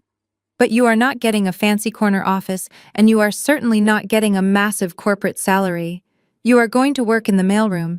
You are going to sort physical letters. You are going to fetch coffee for the junior account executives, and you are going to clean out the storage closets. You will work 40 hours a week, and every single paycheck you earn will go directly into a heavily monitored escrow account used strictly to pay your legal team. There will be no shopping sprees, no weekend vacations, and no expensive designer sneakers until your credit is completely clear." She looked at me, her face pale and exhausted. The glamorous illusion of becoming a teenage startup billionaire had been entirely replaced by the grueling reality of minimum wage corporate labor. But she did not argue. She did not scream or throw another tantrum. She simply wiped the last remaining tears from her swollen eyes and slowly nodded her head. "Okay, Mom," she whispered, her voice finally sounding grounded and remarkably mature. "I will do it." Exactly 6 months have passed since that terrifying Saturday morning when my quiet foyer transformed into the epicenter of a massive federal raid. The legal system is notoriously slow, but when you hand federal prosecutors a perfectly organized, completely irrefutable dossier of evidence, they tend to move with terrifying efficiency. Greg did not even try to take his case to a long, drawn-out trial. His high-powered corporate attorneys quickly realized he was completely indefensible and advised him to accept his fate. Last Tuesday, I sat quietly in the back row of a heavy oak-paneled federal courtroom in downtown Austin and watched the judge drop the final hammer. Greg was officially sentenced to 15 consecutive years in a maximum security federal penitentiary without the possibility of early parole. The judge cited his predatory use of his own teenage daughter's identity as an incredibly aggravating factor in the sentencing. When the heavy wooden gavel struck the block, Greg did not look back at the gallery. He simply lowered his head and allowed the armed bailiffs to lead him away, his designer suits permanently traded in for a bright orange jumpsuit.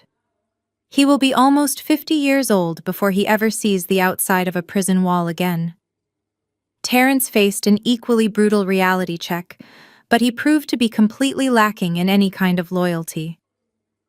The moment the federal interrogators offered him a slight reduction in charges, he instantly turned on Greg.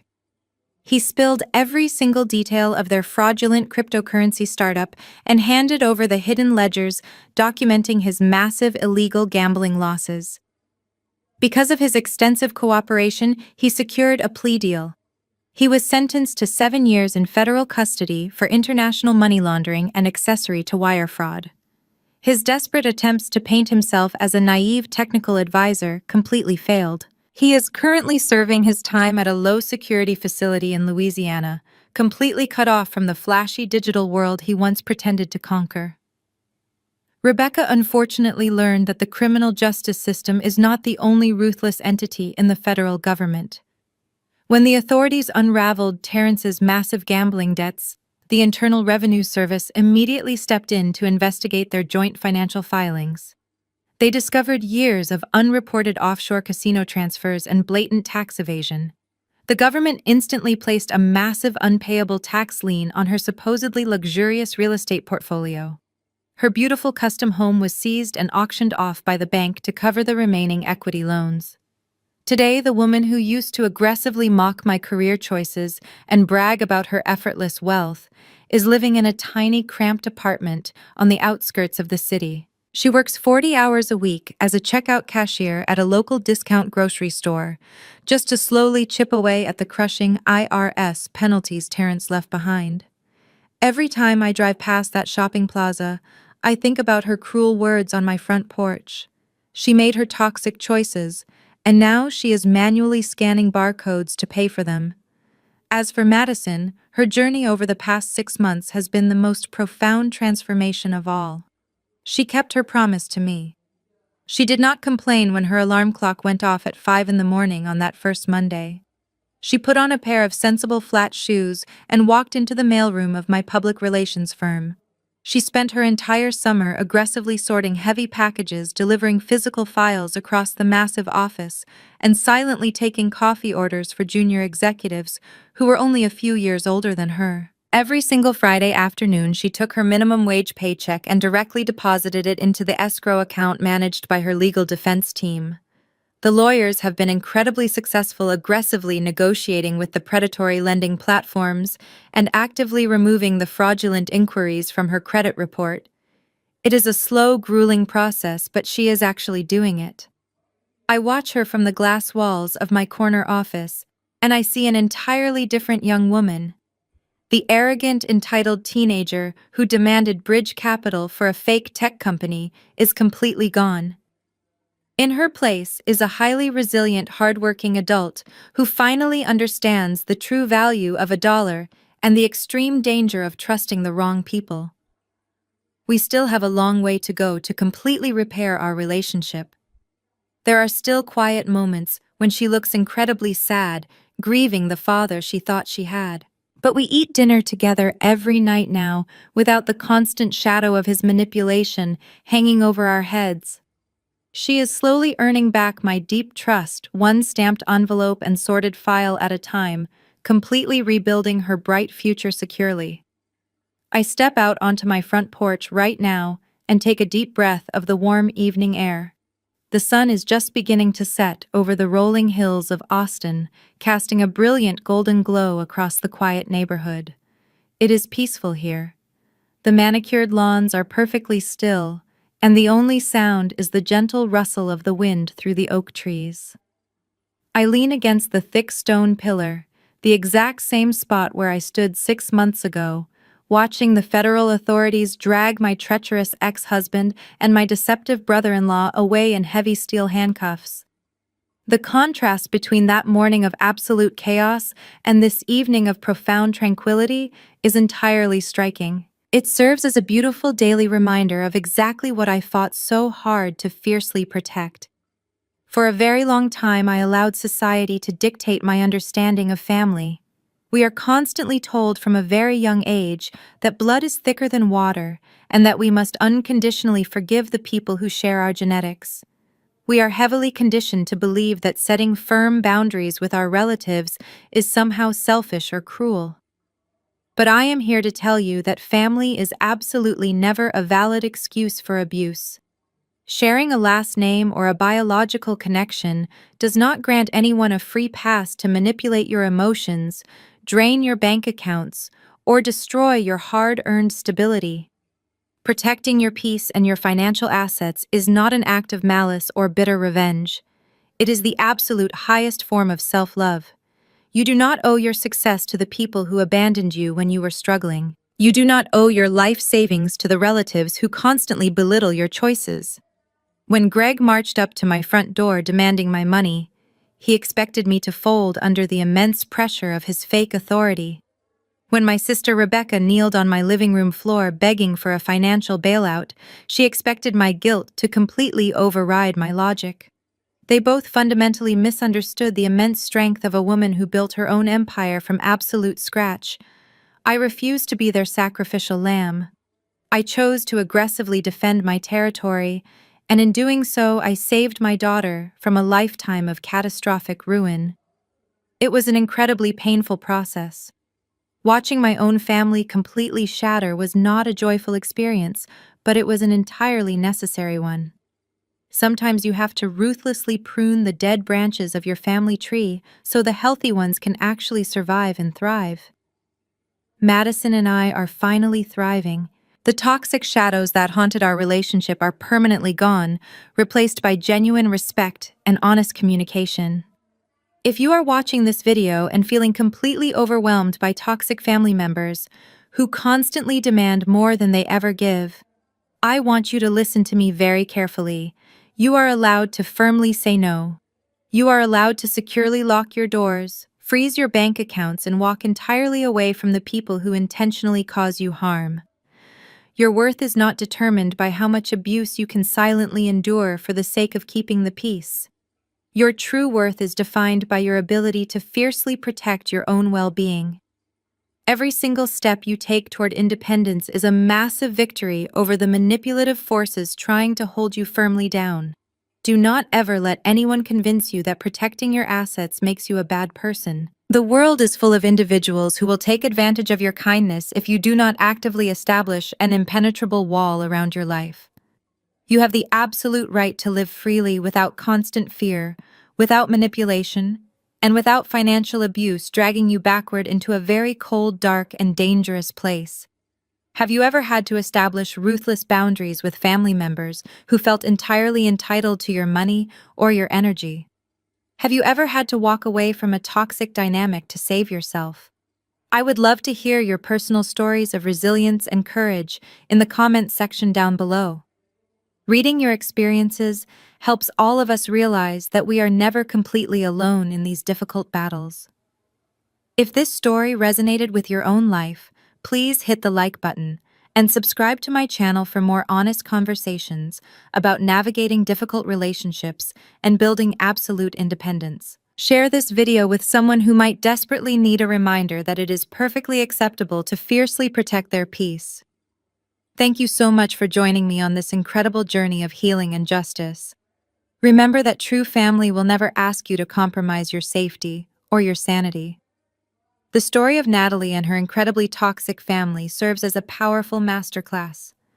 In one undeniable truth-sharing DNA does not grant anyone a free pass to manipulate or abuse you. For generations, society has weaponized the concept of family, heavily conditioning us to believe that blood is thicker than water, and that we must unconditionally forgive our relatives no matter how deeply they betray our trust. However, as this dramatic saga clearly proves, protecting your peace, your assets, and your sanity is not an act of bitter revenge.